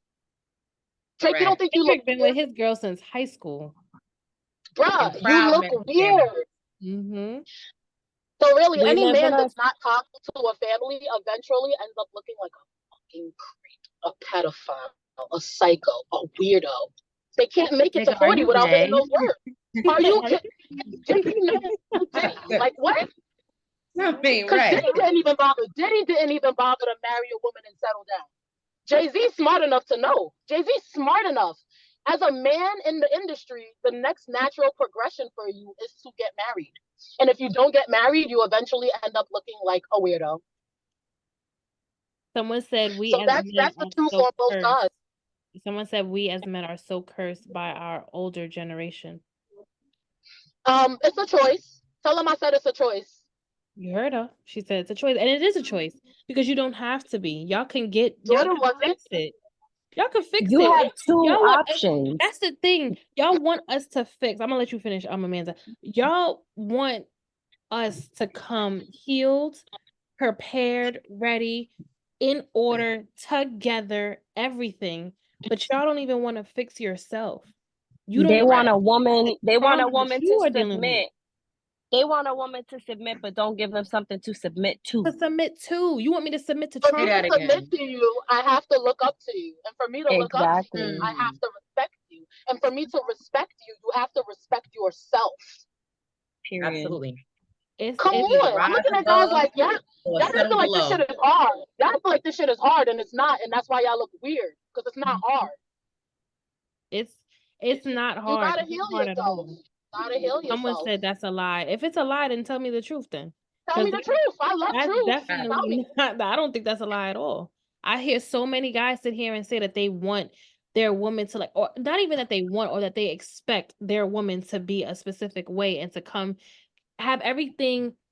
You want us to mother, you want us to nurture you, but after a certain time, what are we mothering and nurturing? Someone who's broken and doesn't want to fix themselves? I'm not going to sit here and nurture that. I'm going to point out what it is you have problems with. Right. I'm going to point out what you have problems with, and I'm going to ask you to address it. And I want you to address it, not with just me. Correct. With your homeboys, not with your barber, not with the niggas you play basketball with. Go to a professional and figure it out. Just like how I'm going to a professional and getting past my trauma. Do the same thing. What's the problem? But go ahead, Amanda. See what you were going to say? Because Amanda was going to say something. What'd you say? I just want to elaborate on what Catherine said when she said it's a choice. My mom always said this growing up. She constantly used to say that children will do as you do, not as you say. Mm-hmm. But she was the polar opposite of her mother. So it's like the way I see it, you have a choice. You can either continue the generational trauma, subject your child to the same pain you felt growing up in a single parent household, or you can step up. And that applies to both men and women. Hence why I said my mother was the polar opposite of her mother. Even though she constantly said, children do as you do, not as you say, but she didn't do as her mother did. She did the polar opposite because she didn't want us to feel what she felt as a child growing up. So it's like everything in life is a choice. As she said, you have the choice. You can, do the same things your father did, or you can choose to break that generational curse and do differently. Like I've broken my own generational curses, and my mother has, and things of that nature. And these are things that we're doing without even realizing it. So it's like, if we as women can do it, men can do it as well. Absolutely. Yeah. Mr. Walker said the bar is raised too high for the younger men. Somebody else said that we was taught to be so hard and rocky, but we never learned to accept genuine love from their woman. Okay. Someone else said get you a better man. Somebody else, there are better men. Because there are a lot of better men. There are better men. Because all these things are excuses. And I'm sorry. It's not my intention to offend anyone, but these are excuses. Nobody has your arms bound or your legs tied. So all these things that you're telling yourself is stopping you from being a better version of yourself, that is a cop-out. You're copping out. And anyone who's copping out, come so I could show you how you're copping out, because that's not fair. Everyone here is talking about how they went and worked on themselves, and you telling me some shit like, "Oh no, we was raised to be hard, so we don't know." Basketball. How you read a book? You learn how to walk. One step at a time. Don't do that. Hold yourself accountable, please. Correct. Right. Learn to be soft. It's okay to be soft. Cry. What's wrong with crying? I actually think crying is a sign of strength. I think crying. But that's society. That's societal. That's that generational. Lord. It's the way society deems like women were emotional and men are logical. So logically make sense. If you're logical, you're going off of societal roles. But if you're a logical person, what is the logical reason for you choosing not to A, hold yourself accountable, B, make the sacrifices and the changes? Like, you are your own enemy. You're stopping your own growth. Right. Blocking your blessings, I believe that how that one goes. You're blocking your blessings. Why would you do that? Why would you do that? Absolutely. Exactly. So I like that question, Michelle. That was a good question. Well, we I would find that man. That was deep. It's deep. Just a second. That was deep. But because we still have no real logical answer though. We don't. And any guys who want to join in on the live, y'all could join in and y'all could say y'all piece. Like, please do. So we're not scared on this side. Y'all go ahead and say what y'all gotta say. Another controversial question. Are you, I guess it's not controversial, but are you scared to date again after having a child with someone who you thought would have been your forever? No. Good. I wouldn't be. Good. I ain't scared. You miss 100% of the shots you don't take. Get out there, find new people, new people alert. Yep. New people alert. People alert. People alert. Okay, so that was really easy. The next one. Yep. Another controversial one that I've heard somebody say. You trapped him. Yes. What do you say to men who say this shit? Men be trapping the women shut too. The fuck up, because ain't nobody trapping no grown ass. Trying to trap men women be trapping the women too. Period. I got trapped. He saw what he had. He said she's not going nowhere. She's not going nowhere. I got trapped. Yes, people trap OD.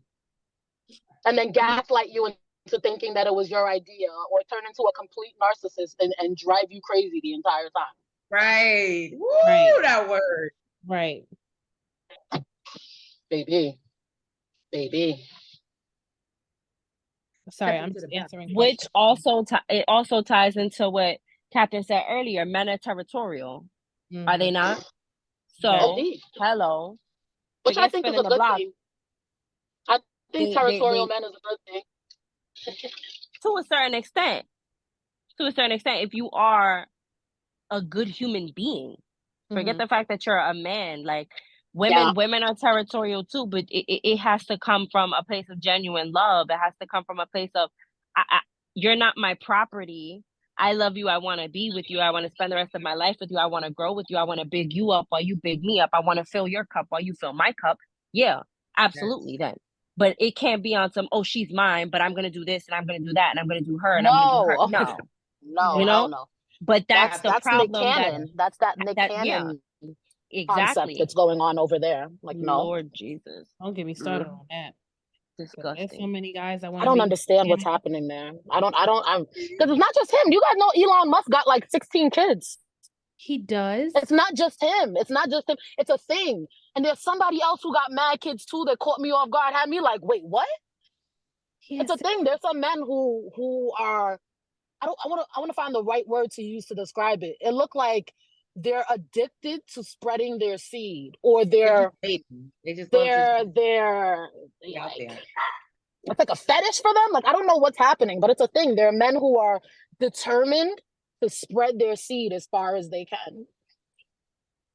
Somebody said Talk like, about oh, it. well, that's like something that has happened in the past. Like that's something that they were doing back in the days, like biblical times, where people were just having a bunch of wives or a bunch of girlfriends and just having kids. So why not now? Because you, one, can't maintain multiple households financially, because two, you can't be in multiple households for Christmas, birthdays, New Year's. So who is feeling it the worst? The child. Children. Yeah. I feel like unless your plan is to bring everybody together. Polygamy. Right. Yeah, polygamy is normal in a lot of other societies. Like I'm from Nigeria. In Nigeria, polygamy is normal. Mhm. Muslim Nigerian families, the husband can have up to 4 wives. It's either 4 or 5. I don't remember the number, but in the Muslim faith, it is a thing. You can have up to 5 wives. And the only prerequisite that's required for you to maintain this household is that you can financially maintain the household. So monogamy is something that was actually created. It's an aberration. It was created for poor men. I'm sorry, poor men. It was created for poor men. Men who had money were typically allowed to have multiple wives, and then everyone lived on the same compound. So it's not this thing now with Nick and them where they flying across the country into different countries. The women live together, the children live together. The man maintained. I forgot the man in Africa. He had like 53 wives, something crazy, but he was like a billionaire in African standards. So, no. Sorry, I lost my thought. But in general, but that I think is the whole thing. Like, if you're going to be on that type of timing where you want to have all these kids, understand Nicholas Cannon can pay for these children.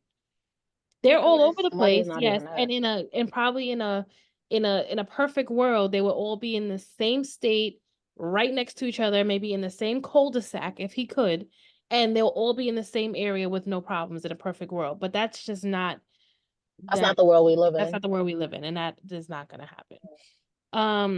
The next question is: do you ever feel like trying it again, a second chance with your child's father? Shay said no. Hell no. No. So no, not that man. No. You good? You good off that one?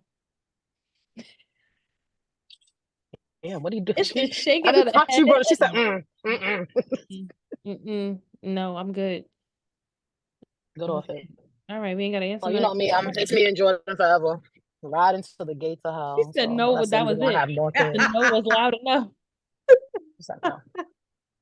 The no was loud enough. Okay, so the last one, and if y'all have any controversial questions that y'all want to ask them, do you ever feel like, and I guess this is not controversial, but I guess this is a question nonetheless, right? Do you ever feel like you let your child down by not having a 2-parent household? Can I comment first? I'm gonna say no, because I gave enough space and opportunity to be relevant and be more active and be there to be in their lives. What you choose to do as a person is on you. Like, I just feel like I'm not the person to make you. I'm not gonna wring your neck and drag you. You gotta be a dad. No, nigga, you know what the fuck you're supposed to do. Okay? I know what I gotta do. You know what you're supposed to be doing. What you choose to do, that's on you. What you choose not to do, that's on you. I don't feel like I let my child down. You know why? Because he has a structural home. Right. He has a mother. He sees her. She's working hard. She's been going to school. She's doing what she has to do. So he knows, hands down, my mom got this shit. He may not say it, and he gets to see his father, but I don't feel like I let him down. I'll speak on my behalf. I don't feel like I let my child down at all, because now he's at the age where I'm able to talk to him about certain things. I like, one day he asked me, why don't you love my father? Me and daddy had it rough. I'm not about to get into a whole detail about it. And I told him, I'm not getting into detail. Me and daddy had it rough, and life hearted us, and it was supposed to be that way. I said, but that doesn't take away the love that he has for you, and it doesn't take away the love that I have for you. I'm not the parent where I'm a badmouth him and bash him or anything like that, because that's not my part. I don't need to play that kind of bitter ass baby mother. No, I don't do all that. My child know this is his safe haven right here, and he's good. He's solid where he at. He still got his dad. He won't call away if need be. If he wants to see his dad and he want to, he knows how to get in contact. He's at this age now, he can get in contact. So, nah, I ain't let my child down. He good. He's straight. He good. And he is like, he's straight. He's good. Someone asked a question. Do y'all feel like men block their own blessings? Yeah. Yes, indeedy, pumpkin eaty. Yes. All the time. I do. Absolutely. Thanks for asking. That's top. Thanks for coming to get the group consensus. Thanks for my little TED talk. And that was that. Don't y'all block your own blessings, because y'all don't, like we said, I think we said it enough to on where so many different ways. In so many different ways. It really starts with accountability. Take accountability for what you didn't do, whether that's in the relationship with, we're talking about moms and being a single mother, but just in general, like, we're talking about women. You take accountability for what you did wrong in the relationship and make sure you don't let it happen again in the next one. And you can only do that by putting yourself in the position to be around people who think the way that you want to think. It's like it's like an alcoholic who's a recovering alcoholic who has been sober for 8 years. They're not going to go into a bar with a bunch of other people who are drinking, knowing that they might possibly get a drink. They're going to keep themselves out of that type of situation. If they're around friends who constantly drink, they're not going to keep going around friends who constantly drink. They're going to find friends who are either sober for as many years as they've been, or they're just going to find friends who just don't drink as often or respect their boundary of, hey, I can't, I'm good. I don't want to go back down that road. You can't keep putting yourself around men who don't want to see, who don't have the same mindset as you or where you want to go. Like, y'all know the gentleman that I'm talking to. Hey, boo. And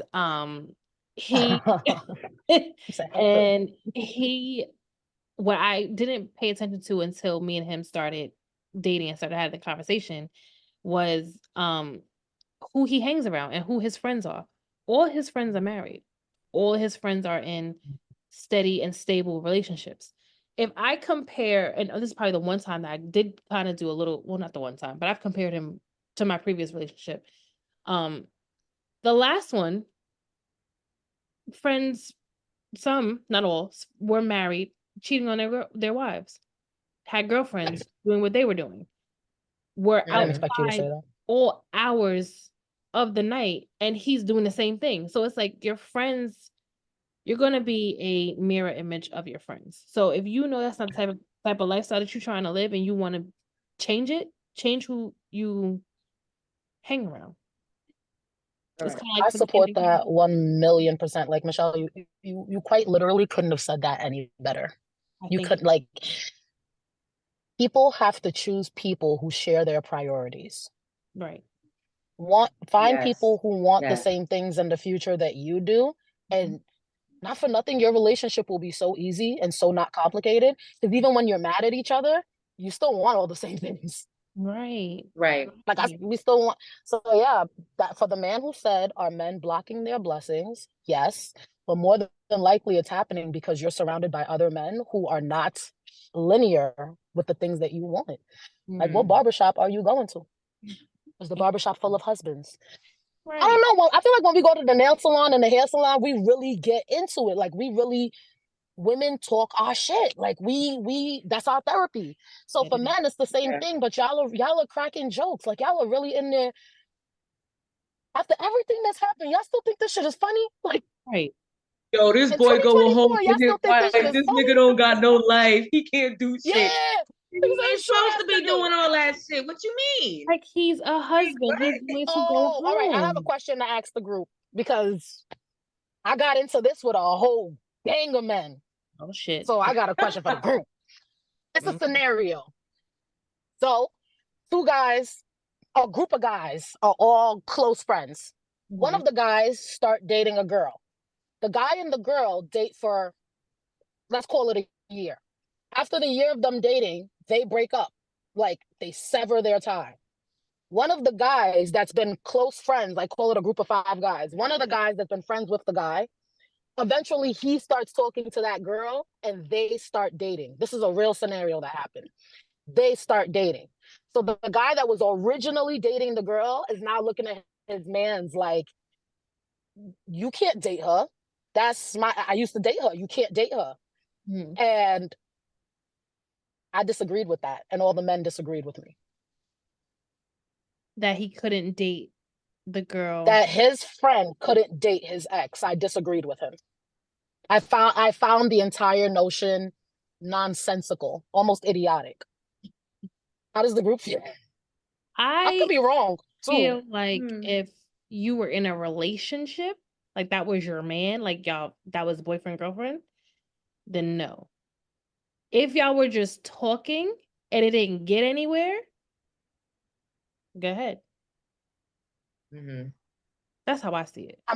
The only But reason how I'm tight was challenging the your answer, relationship between the friends? it was a good relationship. It was a good relationship. It was the reason that I disagreed with them was because I feel like friendships are important. Yes. But I feel like when we grow up in this world, our friendships are the people that we are safe with while we learn ourselves. But the purpose of us growing up is so we can find a partner and have children. Now, the likelihood that you're going to find your soulmate is like slim to none. But what if you meet a guy and the guy that you meet walks you up to your soulmate? And now the guy that you meet that walks you up to your soulmate, like say you guys really enjoyed everything together, but he don't want no kids and you are desperate for children. The relationship severs, but his friend who you know as well and you built a friendship with, he also wants children and you two like each other. Are we saying that men should remain loyal to their friendships instead of getting with a woman that will lead to their children and then their nuclear family? Are we okay with the fact that men are choosing each other over women? I think I would act like yo, bro. You couldn't choose somebody else. No, what if it's Jordan is my whole soulmate. Jordan is my whole soulmate. But I could have met Jordan's brother before I met Jordan. And me and Jordan's brother could have been mad cool with each other. Mad cool. But say Jordan's brother wanna move to Florida and that is not on my list of priorities for my life. I'm never leaving New York. And then Jordan's brother moves to Florida and I still know Jordan and we still vibe and we still share priorities. I cannot pursue that relationship with Jordan. Well, that's brothers. That's different.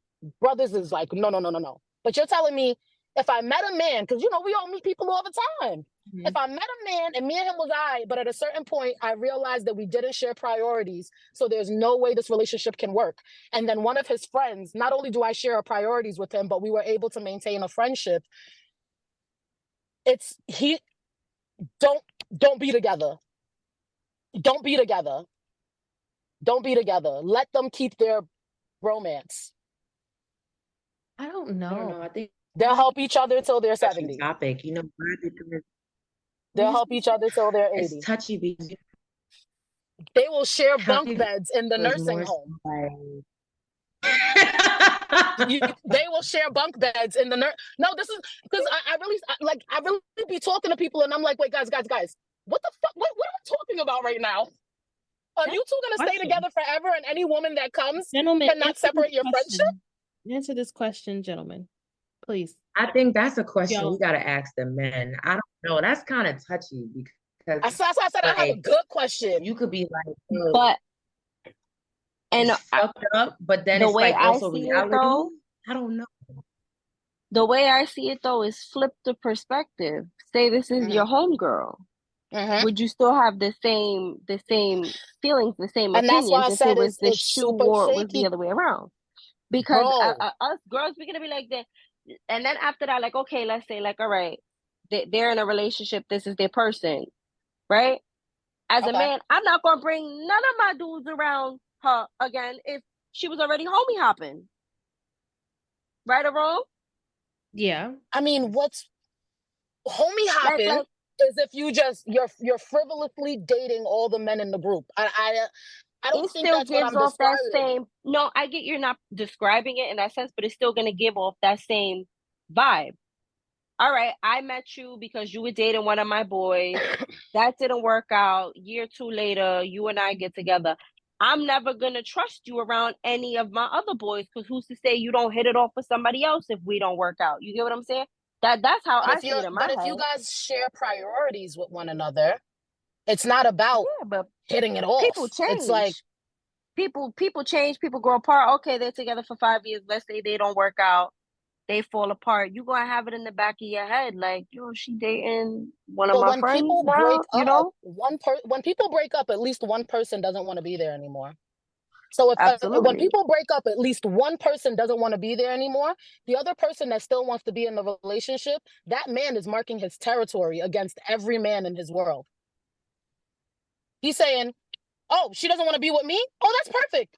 She won't be with anybody unless she goes and finds a whole new social circle, a whole new group of friends, a whole new group of people. I pissed on her. Nobody touch her. Nobody touch that. Are we good with that? I ain't gonna lie to y'all. I'm gonna keep it. I ain't gonna lie. I just, when it comes down to friends and just the circle, after a year, it's still fresh, but I just kind of felt like, nah, bro, don't do that. Nah, bro, don't talk to her. Fair enough. Don't do that because I felt like it may be a little too personal. Within that year, what did they share? Like what happened? What actually transpired for them to stop dating or stop talking? I don't know. I just don't. There's gonna be too many things in the back of your mind. I had intent on really fucking with her. You know what I'm saying? And we don't know if it went chaotic or it went softly. I just feel like, nah, bro, I was really close with that. Like, just nah, don't do that. I don't know. I don't feel like so we're saying that the overarching goal is not family. Everybody is not, and that's a fair statement to make. Like, I'm not going to take that away from anybody. As you guys can see, I am a principled person, and I pick my principles, and I'm like, no, this is right. And of course, that can't be right. Everybody has an opinion, and it depends on the situation that you're in. Yeah. So I'm not going to say that.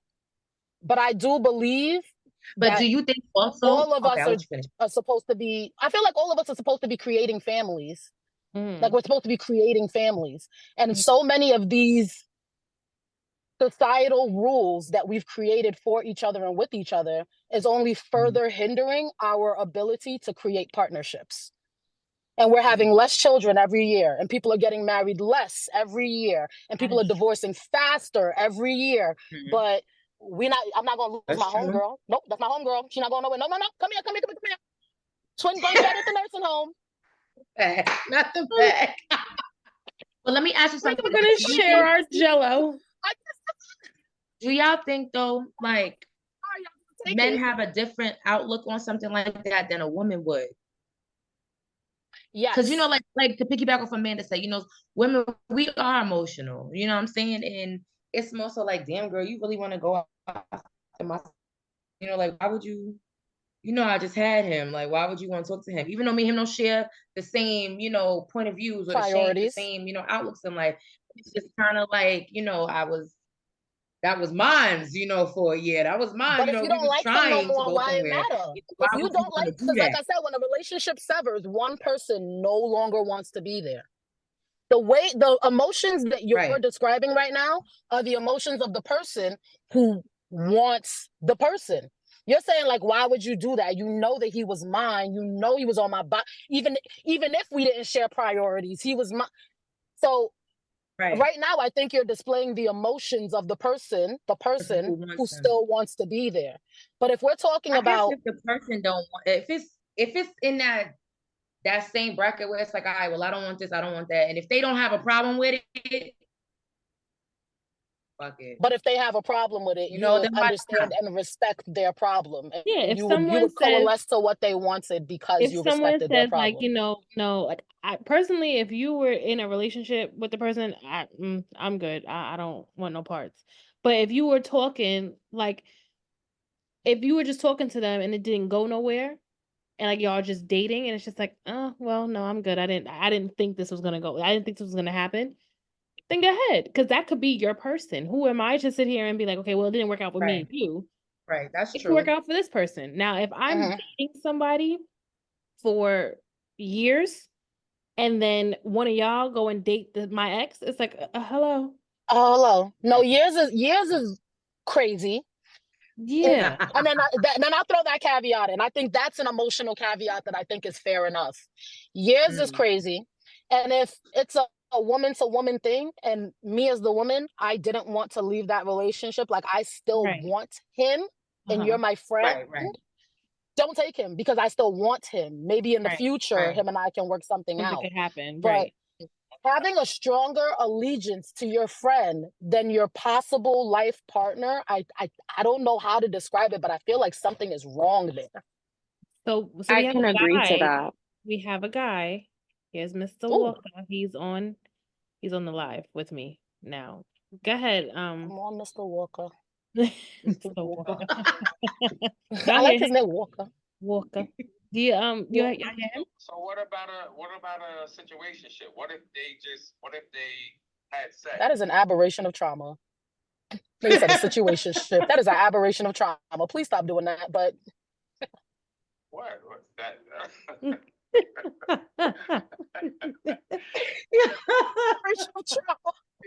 What if the two had sex? What if they had sex after? If they were just talking, I wouldn't care. Yeah, well, you talking about a one night stand? And a dating thing happened, and y'all wasn't like, it wasn't an actual relationship. I don't care. Yeah. That's it. No, because like I said, who am I to? Yeah, because who am I to sit here and say like, okay, this person could probably be for you. This person wasn't for me, so this person could be for you. Now, again, if it was a relationship, then it's different. But if y'all were just I still really like him, and if I still really like him, or that's somebody who I'm trying to figure shit out with, then no, stay in your, stay on your side. But if I said like, nah, I'm good, like I'm straight, you could talk to him. I don't see the problem. Then go ahead. All right, so those are the only two paragraphs. That's just me though. Somebody said situationship is crazy. Someone said, yeah, no. A lot of things going on those these days. There's a lot of situationships going on. There's a lot of situationships going on. A lot of craziness. And situationships be causing a lot of trauma and a lot of issues. But, this is the first time I've no reason women say that they would date somebody that their friend smashed. This is the first time. You guys don't do it as men? Y'all don't do it? Yeah, because men are different. They just different. Guys, but the crazy thing is, I've known of men that have done that, And the first argument they get into with this particular woman, they bring that shit up. Or whenever they are around this man, they watching Shorty and his interaction with a side eye. Like, why even go through that? That's true. That is definitely true as well. That coincides with what I was saying. It's like you're always gonna have that in the back of your mind.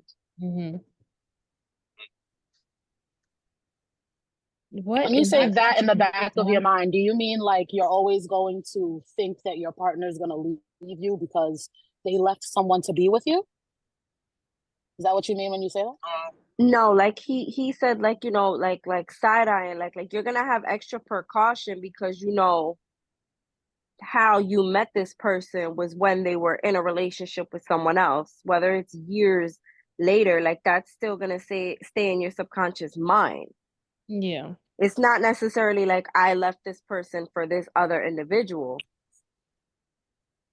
But wait, we're talking about people who break up completely though, not like y'all together and then that's basically what he's saying. Like he, like as a man, you're always gonna have like that side eye when she's interacting with, you know, other males within the same group setting, things of that nature. So it's like that coincides with what I was saying. Is like you're gonna have these things in your subconscious mind because of, you know, they say like how you get them is how you lose them, right? Okay, you know, you guys had the same, you shared the same priorities, same life goals. It didn't work out with, you know, his friend, but now who you are in a relationship, I feel like subconsciously you're still gonna have it in the back of your mind. Like, I can't necessarily trust this person around my other male associates or friends. Yeah, that's a little, I mean, yeah, like coming out of a relationship, like I said, I couldn't talk to one of my friend's exes, like, or baby fathers. I just because there was something that was there that was just like, okay, it could still be there. There was some deep feelings. It was something y'all were tight. Like it wasn't just like a wham bam thank you ma'am. It was coming up. The wind is gonna take it. It was just none more of the cement blocks are happening holding out that of down that at all. than just a regular, you know, somebody I just dated and then boom, I moved on. I would definitely look at you differently, huh? And going back to what you guys discussed earlier, men are very territorial. Like I don't want to share with my friends, especially my woman. Like, you know what I'm saying? Like, I don't want to have a story that I can share how she was throwing that ass back while she sucked the soul out of me. Like I just don't. I don't want to share that with my friends. Like, right. You know what I mean? At barbecues and shit, you know, we get off in the corner and get to drinking. He say some shit, and I gotta end the barbecue. Like, you know what I mean? Like, I just party done. You know, everybody go home. It's over. Yeah. You took it too far. Everybody, that's like nah. Guys have egos. You know what I'm saying? And whatever she did with someone that I don't know don't even fucking exist to me. Like that shit is not like, you know what I mean? But if I know you, especially you being my friend, I don't think I could do it. That's true. Very true. So then going back to our other questions, since you're on here and a bunch of other guys are on here, breaking generational curses, and men being in the household, because that was a whole thing. That was a question that was asked because this is the Mother's Day episode. So these are, you know, Catherine and Shay are moms. So we're, you know, talking to them about being moms or whatever, but being raised by single mothers and men basically just feel like it's like men giving up and allowing for who didn't raise them to keep going on. Like if your father didn't raise you, then now you're not going to raise your kids, and then these kids are going to then grow up to not want to raise their children because they just don't see it happening. But at what point do they stop doing that? Like how do y'all break that from happening? Do they ever grow up? It's as simple as that. Like, yo, and this goes back to something I typed earlier. Like, the bar is set so high that motherfuckers is used to limboing. Like, yo, you don't have to limbo. Grow the fuck up and walk up under this pole. Like, you don't have to bend and sneak around and do whatever. Like, I think men will actually, when they ready to grow up and take on a responsibility like that, then they will. But until then, motherfuckers gonna be sneaky and tiptoe around growing up. You know what I'm saying? And like breaking a generational curse, I think that's things that a lot of people aren't ready to do, especially in a certain age. Like, I think it's gonna get worse before it get even better with men. You think so? Yeah. Because I mean, like we discussed, Shelly, like that grandpa and grandma love don't exist like that. They don't. That grandpa and grandma love don't exist. Yes, and now in a certain age bracket, like you got less and less people staying together. So it's less and less kids seeing like a strong Black family. You know what I'm saying? Even though this woman she pissed me off the other night, every Friday I'm still changing the roses in the vase, like that sits on the island of our table. Or I'm bringing home her favorite ice cream. Or, even though she pissed me off, I'm going to still be the man that is in a relationship with her or that's married to her. You know what I'm saying? So, and I think less, kids is not seeing that anymore. Like, they see it in the movies, you know what I'm saying? But like in their face every day, it's just not happening anymore. That's true. Somebody said, let me add to what you said, bro. Some niggas got to reach rock bottom and realize it's only their kids still there. That shit hit different. Yeah. But I think like what we were all saying basically is that like taking accountability has to happen. Like, as men, and I said there's more men on here now, y'all need to take accountability for what y'all are not doing and realize that we can't do but so much. We could suggest going to therapy, we could suggest you talking to certain people, we could suggest a bunch of things, but it's not up to us to fix you. You got to fix you. And if you don't see that you need to do that, then we're always going to be butting heads. We're always going to have this problem. Therapy is real. That's real. You have to go to therapy. Everybody needs therapy. Everyone. I don't care what nobody says. Every motherfucker on the planet needs therapy. You need to talk to somebody because we all. That's a different conversation, though. It is a different conversation. Yeah, but it's true. And like talk therapy does when you say therapy, Michelle, are you saying that you feel like everyone needs to, like, I don't know, it's like you feel like everyone needs to go to a therapist, like the money and time necessary to invest in a therapist. And then you also need self what is it? Those those self-retreat things for yourself. Self-development or something. Yeah, like self-development, like going to, I think there's one like in Vegas or something like that, where you can even just I just feel like the solution can't be financial. No, it doesn't always because it kind of creates a barrier for those who don't have the money. And I don't think they have either. Right. You need an unbiased opinion, even if you can't afford it. Even if it's not a therapist. Right. You can have a friend. You have a friend somebody that will speak some real shit to you and will tell you like, bro, you're bugging. Or girl, like you need to really stop doing that because that's not helping you in any type of situation. Like we do that. Like I know for females, as at least for my female group, we point each other's shit out and we tell her, okay, you need to stop doing that. That's going to be the reason why the X, Y, and Z is happening. Or this is why you can't get what you want out of life.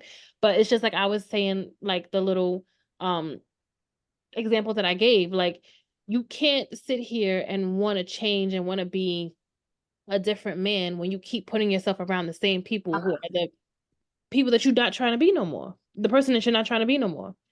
Like you can't want to be a married man, want to be a faithful man, wanting to be a godly man if that's what you're looking for. And then you're hanging around hoes and tricks all day. Yeah, no. It's not going to work. Like losing weight in a bakery. It's not going to work. It's not going to work. It's a bad strategy. It's not going to work. Don't do that. Don't do that. Rush. I agree. It's for men hang around other men that are forced for the stories. Like I know people that live through other people that are whores. Like, yo, it's been times friends ask like, yo, I seen a girl that you on a date with. And I was like, yeah, she's cool. The dinner was great. And, yo, fuck all that. You smashed? How was it? Like, tell me, please. Tell me all the details. Oh my God. Ask Mr. Walk about the barbershop conversation. Yeah, You know, actually, you saw me in say, the oh my barbershop. God, what do y'all talk about in the barbershop? Because like Michelle said, I feel like we do a decent job of trying to hold each other accountable. If I'm at the hair salon right now and Shorty walk into the hair salon and she starts talking to the hairdresser and she talking about how she got into a fight the other day with one of her friends because her friend got real drunk and then she got drunk too, but she didn't know. I'm gonna be like, girl, I'm not gonna lie to you. I wouldn't fight my friend if I was drunk, or I'd try my best not to. Or if I did fight her, I'd be ready to apologize for whatever happened because I was drunk. Like we jump into each other's conversations. So what do y'all do at the barbershop? We want to understand where are men holding each other accountable? Where does that happen? Well, I almost expect all the barbers to be some corny, telling ass niggas. Like every barber is like, he's your therapist, but he's also a fucking clown. Like I can't tell you how many times I've sat in the chair of barbers, while they show me videos and pictures of local yokels. Like that's just, it's almost like, I'm not gonna throw anybody under the bus, but in the barbershop, you got the guys that, you know, run their mouth, the regulars that come every week, you know, that are players that spill the beans, that fill you in and all the shit that you didn't see. And then you got the guys that listen and laugh. And then it's the older men like, damn, dog, like, I don't want to hear that shit. Like, you know what I'm saying? So it's the same. Yo, guys aren't too far off from, the barbershop isn't too far off of the fucking hair salon. Like, it's the same shit. It's the same shit. You got cackling ass men, like you got cackling ass women that tell all they fucking business. That's a fact. That's definitely a fact. But the barbershop is a guy's tell all. Yeah, we know. Y'all be telling everything in the barbershop. But let me tell you this. See, that's my older brother, when I was in high school, he was like, yo, older chicks like you, the 12th graders, 11th graders, if they give you some ass, no matter how you perform, if you do not tell anyone, you can continue to get it. But the moment you tell and that shit get around the town, you're finished. I'm telling you. True. I'm telling you. True. So, like a lot of men just, you know, it's another notch on their belt, especially if they dealing with something that everybody else wants. A lot of motherfuckers can't wait to tell. So, you know, it's, but you gotta choose wisely, women. We do. It's not much to choose from, but you know, whatever. So basically, they don't talk to each other about accountability at the barbershop. Man, yeah. She said she's not in a barbershop, no. But so where do you guys go to hold yourselves accountable? Well, my friends come to me. When they want to hear that real shit, I'm not like, Shelly, we did the show there. You know, like I'm in the crib by myself. I don't fight a bunch of people over. Like I just want to have real conversations with real people. Like, and my couch is like, I don't get any money for the truth, you know, but it's a lot of motherfuckers that come and lay on that bitch and tell me they, you know, you gotta be held accountable. Not just for men, but women as well. Like, yo, men, a lot of people know when they did some fucked up shit or they doing some fucked up shit. But they just, like, it's another part of them that's overpowering the real. So, you know, yo, some men do, like, I have 2 friends, actually, that come to me and they tell me some fucked up shit. And I know they want me to tell them the truth. Like, yo, dog, what are you doing here? Like, go home. Like, don't, you know, so and like you said, therapy is important. That shit is important. I did it for a year and a half because I was just like, yo, I'm gonna pay this money. I'm gonna sign this non-disclosure agreement. So that means anything I tell this man, he can't repeat. I can't be arrested for. And I laid on that couch, falling asleep at times, spilling my guts. And I think every man should do that, especially black men. Definitely.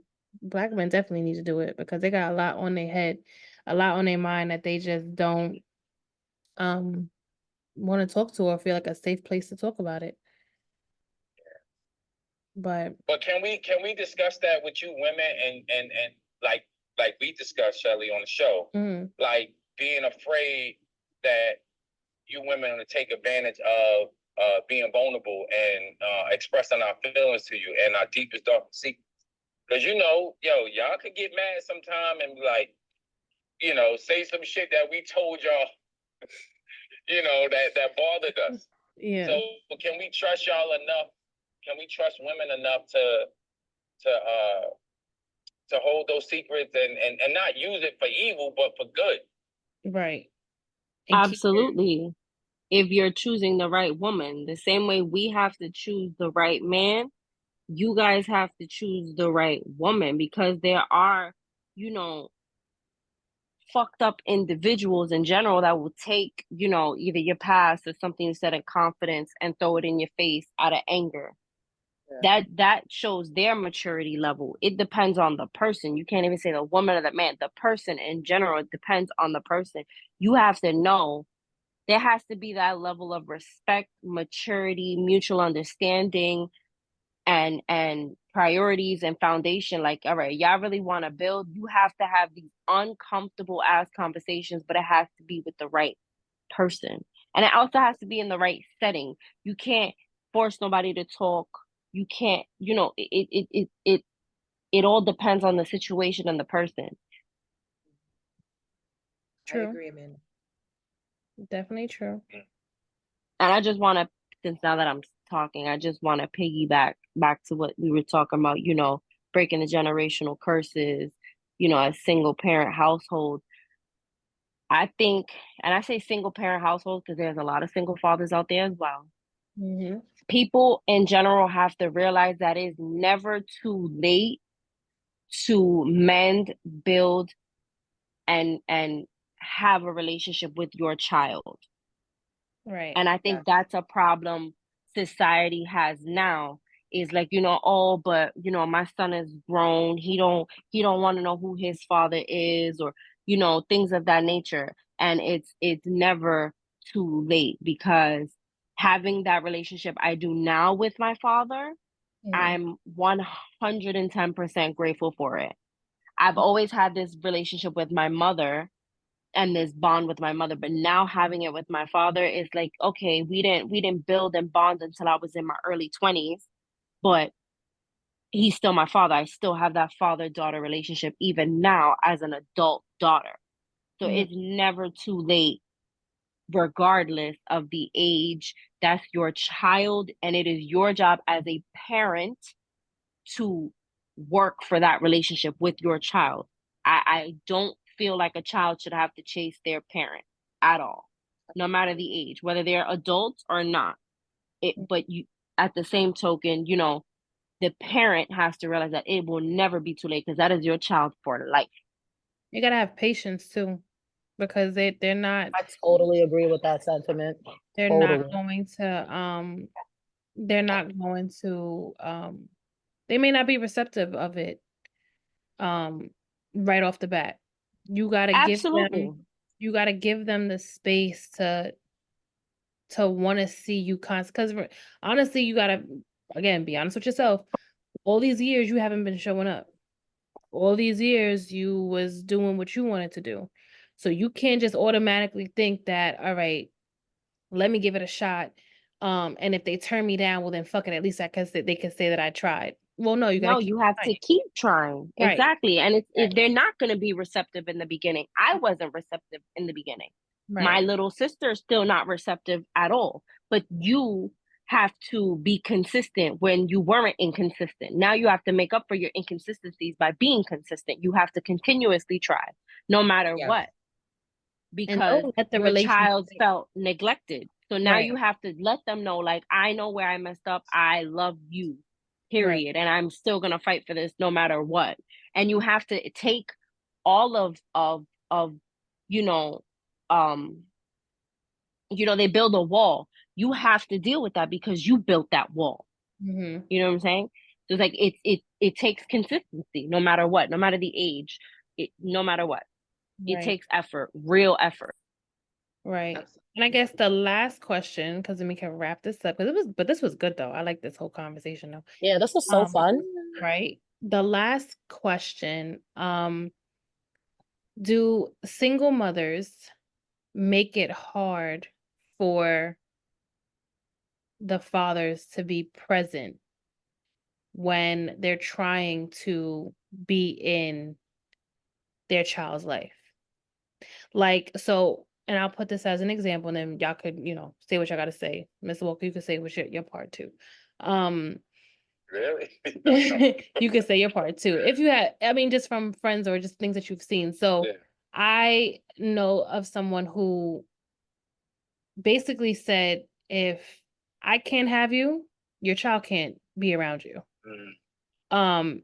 And felt that way because, like, I guess she felt like I've done everything for you. I've been there. I've been, whatever. Our relationship didn't work, but if you think you're about to go and be in another relationship, back to what we were saying in our episode, Mr. Walker, about how like all the things that we've done for you and then being scared to give that to another woman.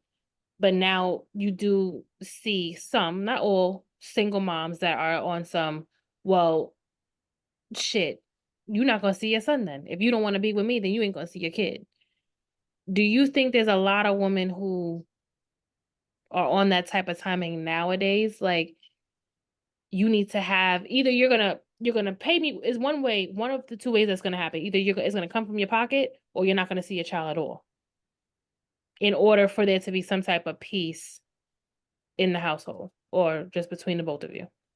I think that's only with women that use their child as like a tool. Mm-hmm. That's why I said trapped. If you get trapped, that's exactly what you're going to get because she trapped you for a reason. Mm-hmm. Mm-hmm. Yeah. Yeah, that's correct. That's wild. No, I've seen it. Like it's beyond crazy. Like, girl, you're not for real. Like, seriously? But they be dead ass.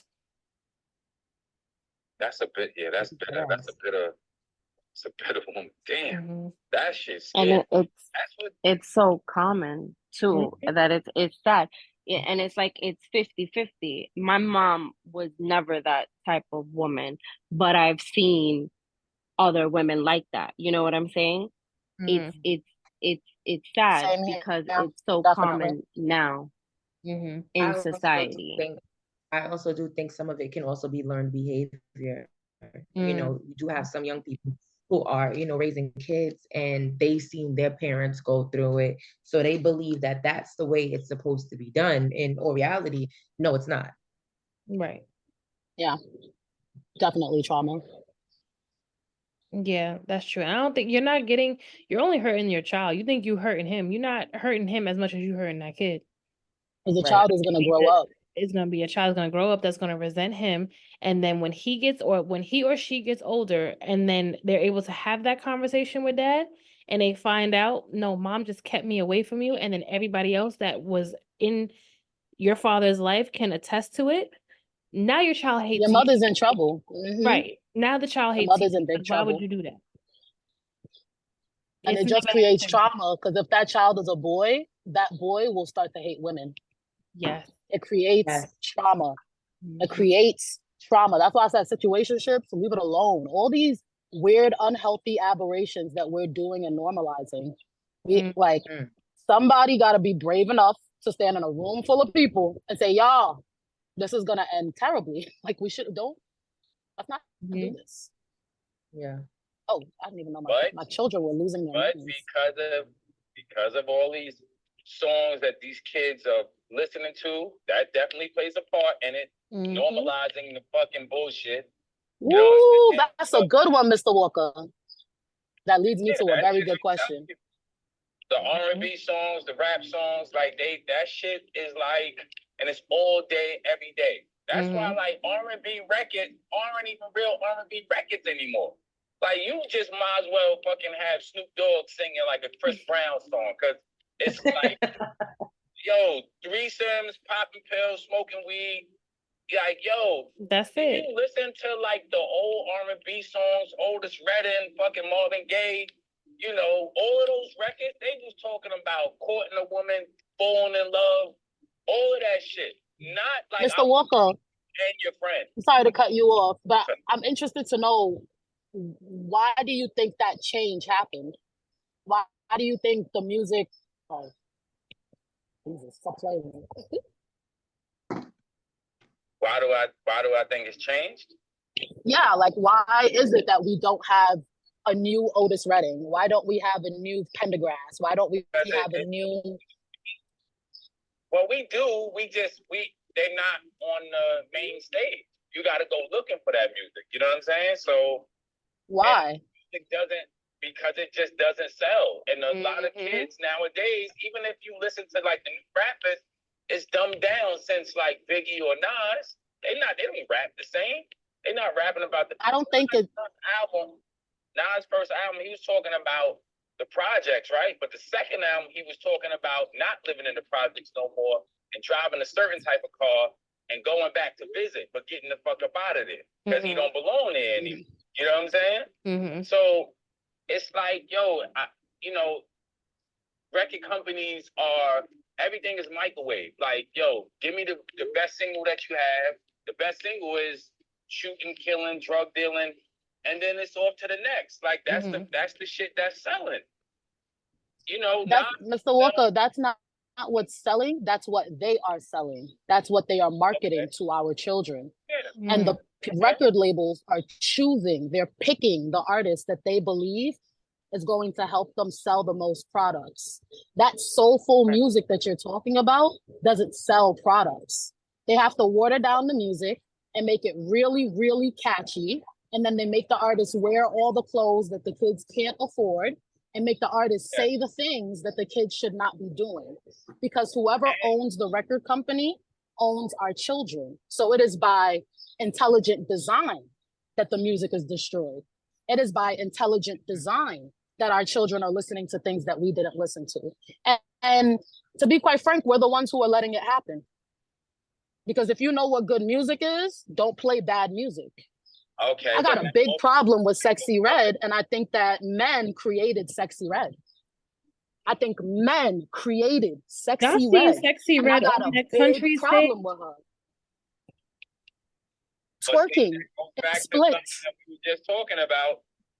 Like, first of all, the biggest rap artist in the world right now is Drake, and he's promoting. And we know that's a problem. He's promoting being being with different women, right? But that also goes back to someone that we were just talking about. If you have a real structure in your home, it doesn't matter what your kids is listening to because they seeing different in real life. You understand what I'm saying? Like they seeing daddy go to work. They seeing daddy still being daddy, even though the mama might have pissed him off the night before. So even if your kid is listening to that bullshit, he's seeing real love in real time. Right. You know what I'm saying? His father still being that guy, but going to work and providing. So fuck what Drake talking about. That shit is make believe. Like, so how do y'all spread that message to each other? How do y'all men go to each other and talk to the Drakes of your community and coach and promote them moving away from that type of lifestyle? I think as a group we're establishing that the music is destructive and the lifestyle is destructive. So what do we do? What do we do? I think we need to show and prove. They need to start more black love, more stand-up men. If you and listen, I'm not trying to turn this, but I recognize who I am now, right? So in my community, in my hood, like a lot of the young boys, it's a lot of dudes my age that's still in my hood telling my stories from when I was 15, 16, 17, doing all the wild shit. When they see me, it's a totally like, yo, you can't be the person I heard the story about. Why? Because you see me in my fucking work uniform, or you see me, you know, conducting myself like a grown man. So it don't match up. And then it's like, yo, I see you going to work, or I see you don't be in the hood like that, bro, because I'm at work. I do 60 hours a week. You understand what I'm saying? But when I come around, I look like the boy that been in the hood all day selling that shit. So that's how you can change the minds of the, you got to be present, you got to come around, and you got to have a different type of vibe about you. You know what I'm saying? You gotta show them proof. That's what me and Jordan are working on. We're trying to do more cookouts, more people coming together so they can bring their kids together. I want my kids to play outside. And every time I think about my kids playing outside, I get nervous. I get scared. I'm like, oh my God, somebody's going to take them up. The only reason nobody was ever afraid of us going outside when we was kids is because other kids were outside. Right. We have to do it together. There's no one person that can community build. We have to all together. Like, we want to do I Miss Y2K Day. We want to do a day where we go outside with the kids and it's like hopscotch, double dutch, manhunt, skelsies, all the person-to-person games that we played when we were younger. And we've been wanting to do it for years, but we are becoming more intentional about getting it done because we're recognizing the value in togetherness. We're recognizing how important it is to come around each other and do normal things with each other. So yeah, the music and Sexy Red and Men. Why y'all listen to that? I want to do like a really good. Feel like we should do like a community day, like you said. We really should put together a community day because I do think it's structural and it's what these kids really do need to see. I remember back in the days for block parties, me and my homegirl, like during the block party, there'd be a dance competition. And the person who won the dance competition, your group get like $50. So for like 3 months before the block party, me and my friends were always meeting up to work on choreography. So no, you know what I mean? Like, it's a positive thing that you're doing as a group and you're working towards a date where you're going to present this thing to a group of people. Right. It's these simple things that we did. And now it's like, now I'm on my phone. Now I'm scrolling TikTok. Now I'm on Instagram. Now I'm on YouTube. But it's like, if our parents did this shit when we was kids, we wouldn't have had anything that we have. None of it. So I don't know. I feel like we like Mr. Walker said, we have to do a better job of everybody coming together more and staying away from that negativity. Like, not letting it, what's that thing? Like, don't let the negativity just run in the background. Don't be so passive about it. Bro, if you hear Sexy Red, change the station. Like, I'm changing the stations, y'all. I can't deal with that girl. I'm not a fan. I'm sorry. It's just the whole energy of her. It's the Tekashi 6ix9ine. It's the Sexy Red. It's the Ice Spice. It's the Lil Nas X. It's the Lil Uzi Vert. It's the fucking weirdos everywhere. They all sound Why y'all so weird? But then quiet as this cat. Drake co-signed all of these people. So really, Drake is like this weird aberration of a man. That's like, it's not that, but he's the coolest looking man. So everybody's doing that. And then everybody's depressed. So why follow the Drake method? Like, to this day, I'm really happy for the conversation. Like, to this day, I still listen to smooth jazz. I'm listening to it now. Bro, sometimes I listen to Motown. Motown's greatest hits all the time. I still listen to all this stuff. I have my mom's playlist in my phone because when she gets in the car, she don't want to hear none of our music. As I've gotten older, I'm listening to her because I'm so tired of our dry ass music talking about the same shit about twerking on the stage. The same song over and over. I don't know about everybody, but I know I grew up off of 107.5. WBLS. We still listening to 107.5. We still listening to WBLS. Yes. All of that. That was the best. Cookouts. Okay. Cookouts. Okay. Right. Like certain and then songs. Like, you don't have to play with your kids because there's other kids to play with your kids. We wouldn't be as tired as we are right now. Going to We, li- we FDR Park guys, and actually we like wouldn't even be as tired as we are right now if we just came together. Like, all right, let's pick a night this week. Who's gonna do the cooking? Who's gonna watch the kids? Who's gonna do that? And But everybody take you their know piece, what? and that night everybody gets to enjoy themselves. And nobody got to do barely I anything. also want to say this to y'all. I also wanted to say this to y'all.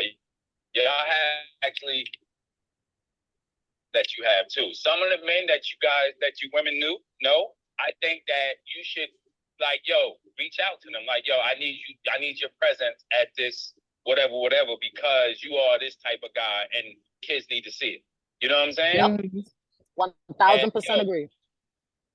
Like, and if they come, they come. They don't, kind of know what time they on. You know what I mean? Yo, listen, every grown man would love to share his story, especially if you've been through some shit.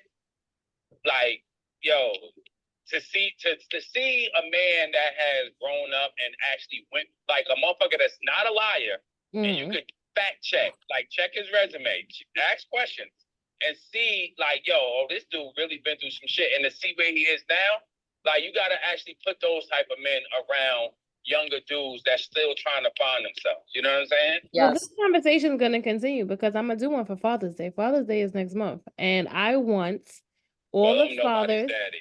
Well, you know, me and Amanda are a mom, so we're on here too. So it doesn't matter. You can be a father. You don't have to be a father. You could be a godfather. It doesn't matter. Uncle. So I want the conversation with the guys too, because I want to hear what the guys got to say. Like, don't be quiet. Don't be shy now. We're asking you. Y'all ask for grown women to ask y'all real shit. Now we're asking y'all real shit. And it doesn't have to be us going head to head with each other. It doesn't have to be a arguing. It doesn't have to be any of that. It's just we have questions and we want to know. Like, what are y'all thinking? What's going on?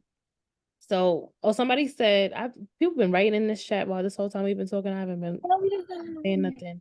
Someone said, I grew up listening to DMX, Biggie, Tupac, Mace, etc. That don't mean my parents let me live reckless. Heavily disagree with the Drake take. Well, the Drake take is for the newer generation. What I was saying as far as, like, first of all, you see, like, kids follow what kids actually follow what they see, rappers and things like that, right? So Drake being the biggest rap artist in the world, if he's talking about threesomes and that Popping gang, pills, Drake is confusing. flying girls out. Yeah, Drake is confusing because on some records, he be talking that gangster shit, but we clearly know that you're not outside. Yeah, like, not Mr. Degrassi. Right. Like, come on now. Not that's my nigger. Like, with the PR. Listen, but young kids are actually following some of this shit, and I don't know who actually wrote that, but you can't front. Like, some young kids are following the things that rappers are talking about. Mm-hmm. They actually are. So it's not I care less, but I'm just using him as, like, the poster child for some of the bullshit. Like, women are saying sexy red and all these like, yo, if you watch Instagram, some of the babies are singing that shit. Yep. And that's crazy to me. So How many times did you play it for them? A million. How many times did you play it? Because they're in the back talking about, get it sexy. Sexy. Get it sexy. Get it sexy. Like, would you tell that nigga to sit down? Yeah. No, that Drake take is distracting. Shit. But why do you heavily disagree with the Drake take, V? I'm asking him on here. No. I'm asking him who asked. Vic, why do you disagree on it? Because some people do say that, but it's just like what you said earlier, Catherine, how, like, people are coming at Kendrick for being a man and saying Like you that Drake barely speaks that gangster shit. He be a womanizer, but the gangster life isn't his line. So if you made it this far, thank you for listening. It was a rather long episode, but it was very fun to do, and it was very interesting to hear all sides. People who were raised by single mothers, people who are single mothers, people who were raised by single moms and now have a family of their own, hearing men and their ideas or beliefs behind some of the things that we were talking about. And yes, we did drift into music, but I think, everything kind of tied together in a sense. But I thank you guys for watching. I thank you guys for listening. And I hope you guys enjoyed. Please make sure you comment, and write down your comments. Like, how do you feel about what we talked about? And if you're a mom, I want to say Happy Mother's Day. I know it was yesterday, but Happy Mother's Day. We owe you everything, and there's not enough that we could possibly give you for doing and sacrificing the things that you have done. Especially shout out to my mom for everything that she's done for me. I told her plenty of times I love her. And for all of us who are not yet moms, one day, guys, it will happen. We're manifesting that. For those of you who want to be moms, at least. But, one day it will happen. We'll get there. We're having great examples around us. For those of you who have lost your mother, she's still here with you. She still loves you. She's still, guiding you throughout your life. And for those of you who are new moms, congratulations on being a new mom. First year, first month. Almost a mommy to be. And yeah, guys. Thanks for listening. I appreciate you guys. We're going to do one more episode for this season. We're going to end the season with mental health awareness, because this is also Mental Health Awareness Month. And then we'll be back for season 2 with Drinks After Dark for this summertime. But stay tuned for that. I hope you guys have a great night. Whatever happened today, leave it in today. Don't bring it into tomorrow. I love you guys. Thanks for watching. Bye.